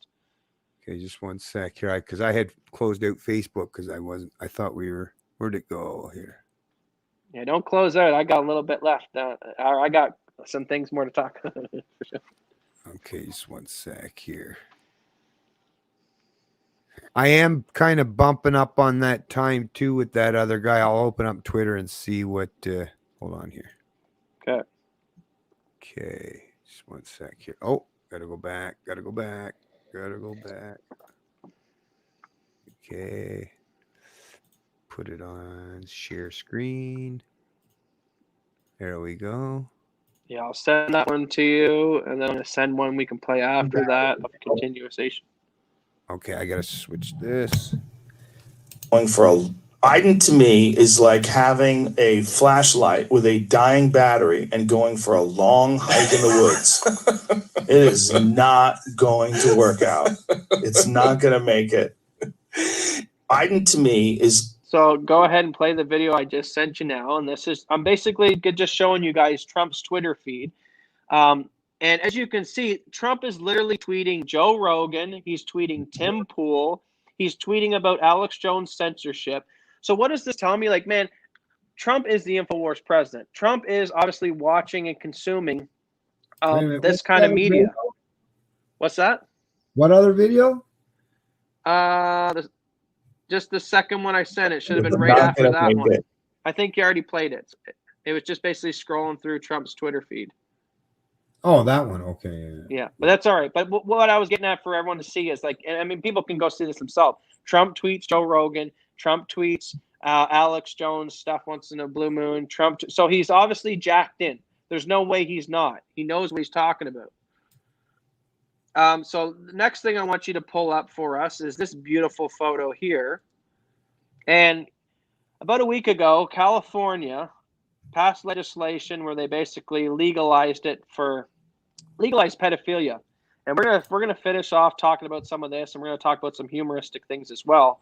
But before we get into the humor, let's get into the real terrible first. Let's talk about Cutesy, the new show on Netflix, and let's talk about California's decay and fall into hell is what it looks like. At least it looks like that right now.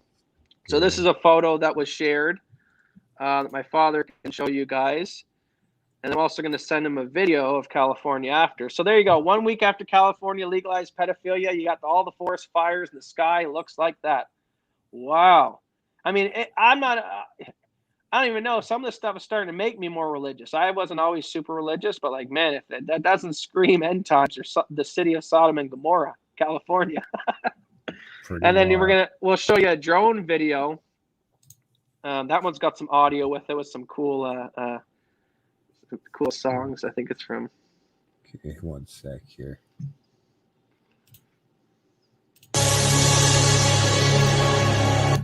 Okay, wait a sec here. Here you go, folks. California descends into hell. Legalized pedophilia. Democrat-run city. It's like Blade Runner.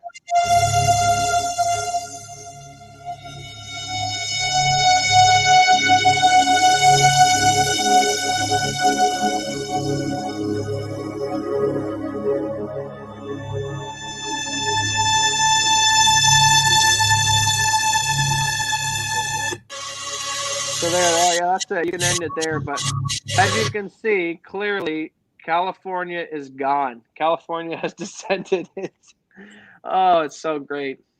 It's wild. One more thing I want to, a couple more here. I'm going to send you one here. This is of our loving Facebook Zuckerberg. Oh, what happened there? There we go. This is Stop that. Man, damn, this thing's messing up here. dangerous stuff we're sharing as well. Here, wait. Other media need to start doing is that I think we wait. Oh, wait. Okay, I gotta share it again. Share. All right, here's how Zuckerberg's meddling with elections. I think we and other media need to start doing is preparing the American people that there's nothing illegitimate about this election taking additional days or even weeks to make sure that all the votes are counted. In fact, that might be important to make sure that this is a legitimate and fair election. This president's going to try to steal this election. Joe Biden should not concede under any circumstances. Ever considered what would happen if the election result came out as you being the winner and Trump refused to leave? Yes, I have. Here you have 4 chiefs of staff coming out and ripping the skin off of Trump. And you have so many rank and file military personnel saying, whoa, we're not a military state. This is not who we are. I promise you, I'm absolutely convinced they will escort him from the White House in a great dispatch. If he's not elected, is he going to pull out his military? Is he going to engage us? He is already alluded to there may be a civil war. If he then he will, then we have to be prepared. Look at these weasels, folks. Like, obviously, these are guys that threw a bunch of filters to make them look extra ridiculous. But, I mean, they look ridiculous anyway. Look at this Eric Holder. This is who you guys want to rule you? Before. This is literally the man who ruled. Or not, he will be Lincoln. My advice to Joe Biden, I told the campaign this, obviously, is do not concede under any circumstances. If you think things cannot possibly get worse, trust me, they can and they will if we don't make a change in this election. Michael there threatening everyone at the end. You guys, it's going to get worse if you guys don't vote for us in the next election. Michael's going to beat you up. Ridiculous. Oh, what the heck? I don't know why that thing keeps playing. That one keeps playing for 7 days. I want to finish the podcast on a fun note, making everyone laugh, including you, Dad. So we're gonna have you heard of Fartgate? Fartgate? Yes. Have you heard of Fartgate? Can I close out of Facebook now? No. I got to show you a couple more on Facebook. See, the thing with Joe Biden is like, he can't even control his bowels, let alone he can control a country. So we're going to get into Fartgate today, and I want to show you. I think I sent you a few photos, and then we're going to play the video. So this is Fartgate. Photos. I see this. What's this here? Oh, wait a minute. Let me throw the share back on here. I see a picture of Job doing Joe. What Joe here. I'm setting everyone up for what we're gonna watch here, is the video. So here's Joe and Eric Swalwell, which Swalwell, what a perfect name for a deep stater. He swallows a lot of tyranny. And there's Joe sniffing because he likes sniffing. So we're gonna play Swalwell's video here. He was the first Fartgate, but Joe was taking the new Fartgate. So let's play the video that I sent you. Video? Which video? I sent it right after the photo. Okay, wait a sec here. I'm not seeing it right away. Oh, wait, there it is. Okay, it just didn't pop up automatically. Okay. An election. And the complaint that I've heard from Republicans. All right, let's hear Eric Swalwell talk about elections. Okay, I don't know what happened here. The president used taxpayer dollars to ask the. Okay, what the hell? I had someone that was commenting. Their comment showed up in here too. For example, why in God's name don't we teach? Oh, the one you went to the other one. Go back one video. A black man. Ukrainians to help them cheat an election. And the complaint that I've heard from Republicans all last week was that you don't have anyone who heard the president use taxpayer dollars. Play again. Here we go. An election. And the complaint the president used one more time.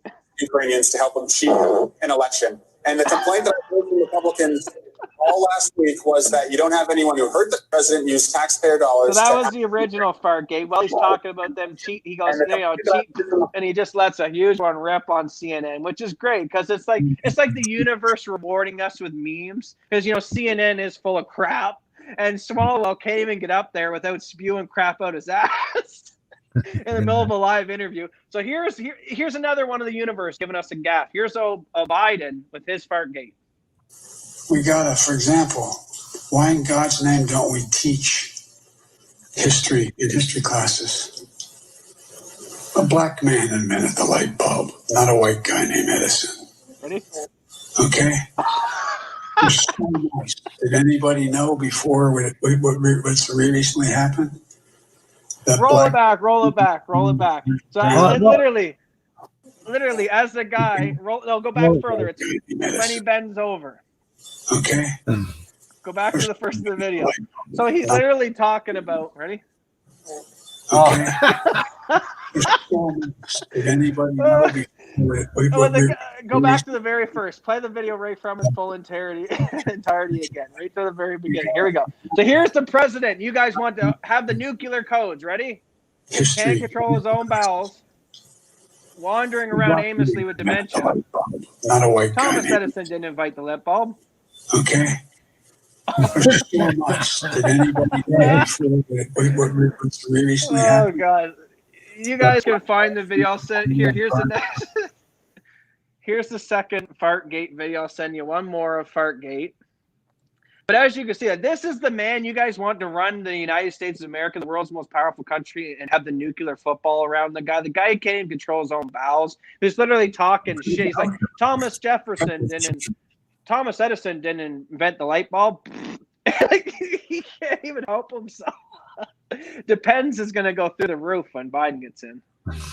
Cut those teachers and firefighters, police officers, and cut critical healthcare programs. He's cut something. On roads and bridges. So what does the human call? Cut those teachers and firefighters, police officers, and cut critical healthcare programs. Or stop work on roads and bridges. So what does the human You're going to close out of Biden's Fartgate, but like this guy is shot, guys. Like as you can see, he's clearly got dementia. He's got so many gaffes. He's like the guy, like he reminds me of when like an interviewer is trying not to say like, don't say this word, don't say this word, don't say this word. And then he ends up saying that word because he's trying so hard not to. Biden tries so hard to talk up. They're illiterate. And he ends up farting in his Depends live on TV. He ends up drooling on himself. Like he can't even talk straight. He don't know his wife from his sister. And this is who they want to give the presidency to. But clearly we know Biden is just a sock puppet. And what I think is going to happen is his health is going to further decay into a point where literally Kamala Harris has to come into place, or maybe even Kamala resigns and gives it to someone else. But Biden will not be in for 4 years. He probably won't be alive for 4. And especially not 8. I mean, this guy, as you can see, has no control over his bowels. He has no control over even what he says basically half the time. He just talks off a teleprompter. So it's very scary that this is what the best of the Democratic Party has to offer, is this farting mess, Joe Biden. And I hope if anyone knows any kind of investing, it's if Biden wins, please, everyone go invest in Depends, because I think the stocks will raise. Because that guy having to take a lot of interviews or having to actually do press conferences as the president is going to be crapping his pants all the time if he gets any kind of real questions. So just be prepared. The White House might be a little not so white if Biden gets in. And, I hope not. Let's hope it doesn't go that route. Crazy stuff.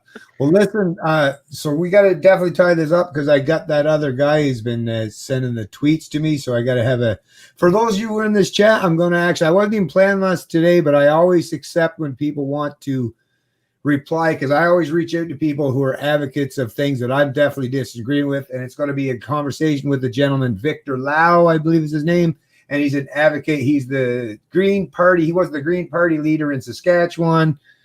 Anyways, I'll let you know all about the other credentials once I'm on the stream, but he wants to have a conversation regarding universal basic income. So I'm going to be doing that right as soon as I tie this stream up, and I'll just start up another stream, but it'll be on the Canadian Libertarian YouTube channel. And then I'll be going on that for a while, I guess. So I'm going to be testing the old streaming today, because I don't know about going. We've already got 3 hours, so hopefully exploring that doesn't squeeze me too much today. But anyways, thanks, Matt, for this great stream again today. And this worked out pretty good. I was a little bit slow on getting all the videos up there, but we're getting better each time. Anything else you wanted to say before we go?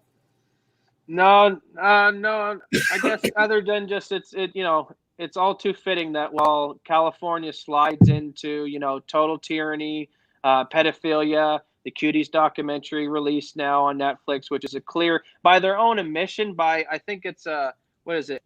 IMDb is like a movie. They kind of like give reviews and all that kind of stuff. And even by their own rating, they said it's lawfully defined as having pedophilia in it because obviously it shows underage girls in sexually promiscuous situations. So it's just, as the world, California descends, as the sky turns red, the ground opens up and then hordes of demons come out of it. The Hollywood runs rampant. It's all too fitting, that these people, let's just maybe let them stay in California. Can we wall off California and let all the lefties and the demons go over there and have their red sky and pedophilia and, just do your own thing and stay away from us? And I don't know, but, I just hope that the election goes right. I hope that Trump wins and, it's going to be very, very hairy over these next couple months leading up. There's going to be a lot of election meddling. I think there's going to be false flag attacks to try to divert media attention away from Trump's campaign speeches leading up to it. Also, we're in September now. I mean, isn't it not too long? I think it's this month that Biden and Trump have to do their first debate if they are going to do one. So wait to see if anything happens to kind of delay that, or if Biden actually comes out of the basement and changes his Depends and can actually do a full interview without farting his pants while he's trying to debate Trump. So just be very vigilant. It's going to be a very wild ride. And just because Trump wins doesn't mean the deep state are going to be so quick to roll over and diminish all their powers, because that means if Trump wins, he's going to unearth all their crimes, which means they're going to get more desperate. And either way, I don't see this getting any better. Unfortunately, I like to be an optimistic, but I think it's going to result in violence. That's not me calling for violence, but it's just me studying history with an analytical mind and understanding that, when push comes to shove, when you see all the videos that we're seeing, when police need to be the enforcers of tyranny and they want to try to suppress the entire globe and shut down the economy and families starve and people get desperate, people are going to lash out and then people are going to get violent. And unfortunately, it's a boom and bust cycle. History teaches us that, weak men ride on the coattails of all the wealthy, strong men that built the civilization. I think we're in that boom bust period right now where there's a lot of weak men right now, but something's going to happen, I think, in the next little bit. Unfortunately, it's probably going to be very bad. A lot of people are going to suffer and die. And out of that suffering and out of those hard times will be birthed a new, ruggeder and stronger men in the 21st century with technology and innovation. And we know a lot more than our previous generations with the thankfulness of the internet. And what I worry about is we're at that pinnacle point now, folks, because right now you can go and you can fight back against potentially the police or the enforcers that come to your door and try to take your guns or force vaccinate you. But we're a couple years off, if not there now, from RoboCop. And what are you going to do when RoboCop shows up to your door and says, sorry, we're here to force vaccinate you. And you can't shoot him because he's made of tin and he's only going to bleed oil and gas if he even bleeds at all. So, I mean, we're on that crux where we're almost at technological tyranny, whereas in the World War I's and II's and all that stuff, they still needed humans to enslave other humans. This is why this period of time is so vitally and crucial, is because we're on the cusp of technology being able to enslave us. And the Neuralinks, the Elon Musk, we can get into all this stuff in another podcast. Make sure to subscribe and stay tuned to this. But, if they can stick a brain chip to your head, and like Elon said, we can cure depression. We just flick that, that switch that goes to your brain that lets you know I'm feeling sad. Well, we'll just mess with the wiring there and we'll change that. Well, you think they can't change that to make you docile and not resist tyranny? I mean, we're there, folks. We're in it. We're in technological tyranny. It's now or never. It's either we butterfly out of this and we populate the stars, we become a beautiful civilization. It looks like Star Trek. Or we fall into technological tyranny. The AI, the overruling class start to rule us. They purge all the useless feeders that they don't need anymore, and they go on and enjoy their Elysium type society. We're there. Stay tuned. Always subscribe. Lots more to come. Right on. And hedonism, I'll remind people too, when you're talking about, because this stream, I called it the long fall. Well, if you don't know your history, you might want to read up on the Roman Empire under the leadership of people like Caesars, such as Caligula. And hedonism is definitely something that takes place in the late stage or the beginning of a fall of any great society or civilization. And it's definitely taking place today. So anyways, thanks for you folks that did come and check out the stream. We'll see you in the next one. And it'll probably be within a week or two, because we definitely got a lot of stuff to cover. So have a great, it's Friday. Have a great weekend, folks. And we'll see you in the next stream. Take it easy.